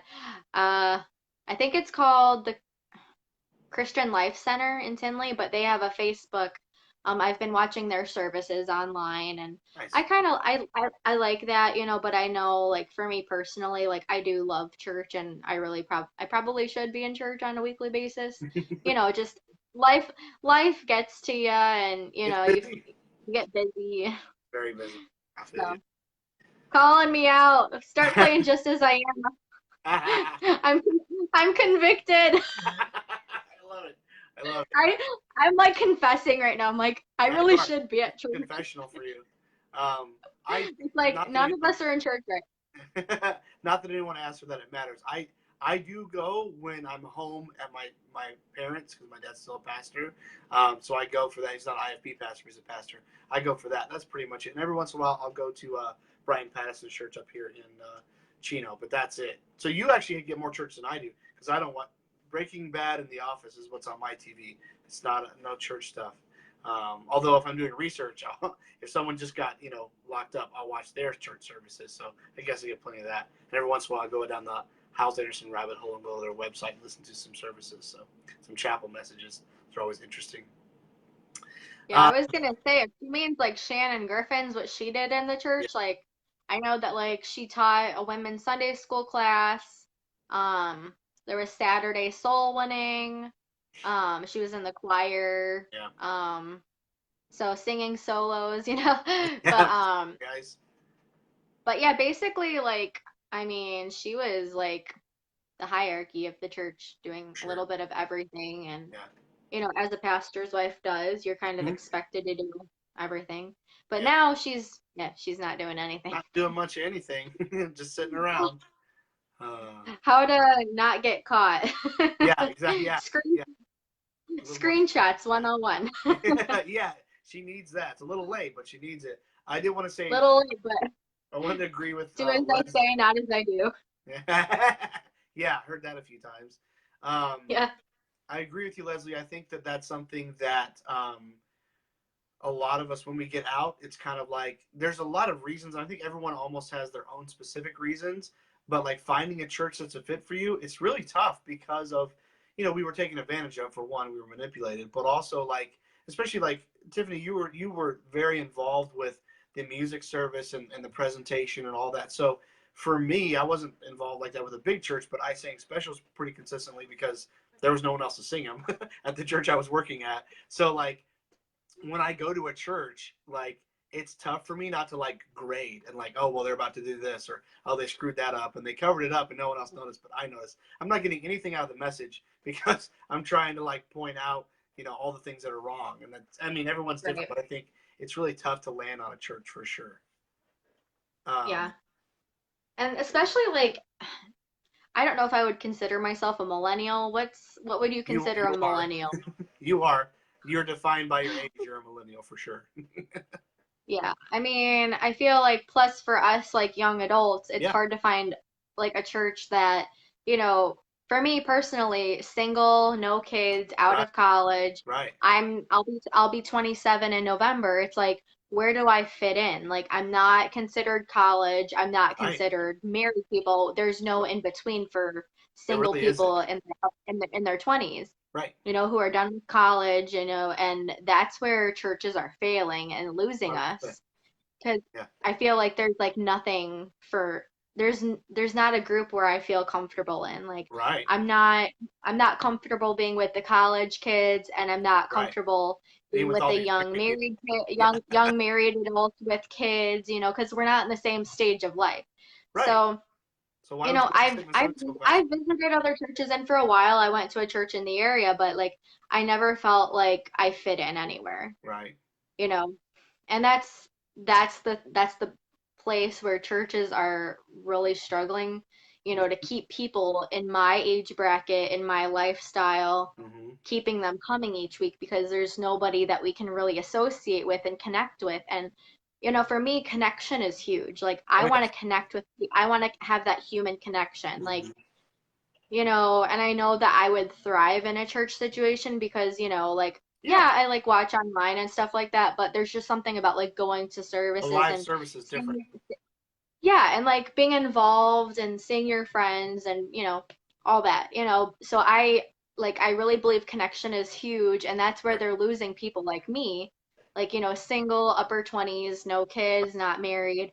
It's like, so where do we find our place? And that's where, a bunch of us just don't go to church, Yep. Yep. because we don't have somewhere where we're comfortable. Well, the church needs that. Whatever church it is has to foster that community, and there's plenty of Yeah. that age range and that specific, being single and being late 20s, early 30s. Like that is, there's a lot of people in that age in that bracket, but churches isn't doing anything to foster that community. So I want to get And the like I mean, I will say like I know at the time I left First Baptist like 5 years ago, but like they did have like a big singles ministry hmm? and they had different activities, but like it was so awkward because they treated single people like they had a disease. Like Right. if you were single, like what's wrong with you? Like we need to help you find God's will for your life. Yeah, exactly. And basically Exactly. these activities were like big setups where you're being set up with a guy and a girl, whatever, Yeah. and it's like, it's so awkward because it's like they make you feel like something's wrong with you because you're single. It's the chapel date. It's the same thing. Yeah, Go back to that. I know. It's like Actually, nothing's wrong with me. Like I'm no, happy that this I'm is my single. I lifestyle. I'm don't want to happy. marry any of these guys. Right.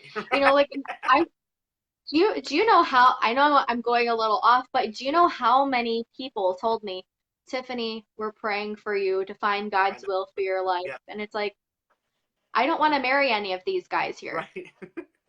Stop praying for me. Right. Stop. You're sending me all these guys. I don't want them. Like, stop praying for me. I don't want to marry any of these Right. guys. They're weird and awkward. I Oh, know. And like, no, I don't want to marry any of them. good.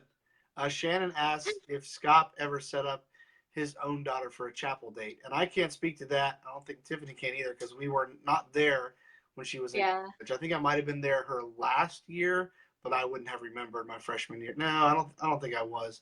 No, I was there for Ken's last year, I think, but not Jacqueline. So we don't. I don't I know. have no idea on that. I mean, she may very well have been, but Yeah, I it don't wouldn't know surprise. that for I Uh, don't know for sure. Alicia says she took a year off to just detox from the IFB, and now she's got a great non-denominate. Great, that's awesome. Um, Still me, says Leslie. There was a singles group in my church, and there were always the creepy older guys who would hit on the younger singles. Oh, memory. Ew, ew, That was terrible. Well, did you see the singles ew. conference ad that First Baptist put out? Yes, I It's got okay. Like amazing. 4 or 5 people sent it to me. Like Really? they sent it to me because that, like not actually telling me to Right, go, right, but like right. like We're just like, hey, like you laughing can at do it. this? And Yes. they're like, "Hey, you want to go?" I'm like, I don't want to no. go for the buffet with Jared Stopmeister. Like, I'm good. Like, I'm fine. I don't need to do Well, like there's probably going to be a potluck, so we probably should go. it. Yeah, exactly. It's gonna be hella casseroles. What there's gonna be. I know tons of hella What? casseroles in there, What? All right. What got me? potato salad. Yep. I hate potato salad. I will never eat potato salad. What really got, like, there was a lot of things that got me. One of the big ones was this was not staged well. Eddie's clothes didn't even fit right. Neither did Jared's. But beside all that, um, you're having RB Ouellette, like the screamy leather lung preacher, is preaching to your single. I'm not a fan of Tom Williams. I think that he's shady as can be. But give me Tom Williams or like Roy Moffett. I'm not a fan of him either. But like, give me one of those guys. Don't give me RB Ouellette. He's just gonna rip my face off at a singles thing. No, thank you. Like, I'm gonna pass. I'm not a RB Ouellette fan. I didn't see. I haven't looked and seen the lineup. They're all on the It's lineup. no, it's just that's what I'm saying. It's just RB Oh, Ouellette. That's it. It's not. I'm saying give me oh, Roy Moffett or give me Tom. Give me someone. oh. soft spoken. Maybe he's a dick, but at least he'll be quiet about it. But like RBLet's in your face. Like don't give me that. I don't want that guy. No way. It makes no sense. No, So he must no, have done him a favor. I don't know. I'm lost as to why they'd pick him. no. I'd be curious to find out like who the lineup is, you know. Yeah, no, But that's it. That's it. That's the whole lineup. That's what they say in the ad. Is it's just him. Um, oh, Leslie alrighty. can't remember if he set up Jacqueline or not. Jack Scott was super controlling, so I doubt it. Yeah, it doesn't surprise me. Not at all. All Yeah, right. I don't know. So as we continue to close and as Elaine Colston continues to play, Hmm. we are going to. There you go. You're actually playing. Yeah, I couldn't do that. Yeah, I play the piano. No. Well, you guys should enjoy this. This is the first time I've had an actual invitational during instead of just you guys making fun of me. But anyways, no praying. No. Can't handle it. No, I'm joking. Anyways, thank you guys so much for joining us. I think we're going to go ahead and both of us sign off. I appreciate all the fun we had, the comments. Thank you guys for just commenting along and enjoying this experience. I always love these live episodes. I am working on a produced one, hopefully having the next day or two. But I'm so grateful that you guys joined in. Tiffany, very grateful that you took the time out of your day to do this. I know you had to move some Thank you. stuff around. So thank you for doing that for us. We're very grateful. Thank you guys all for tuning in. That's going to be it for us. We hope you enjoyed this live episode of Not Your Mother's Podcast.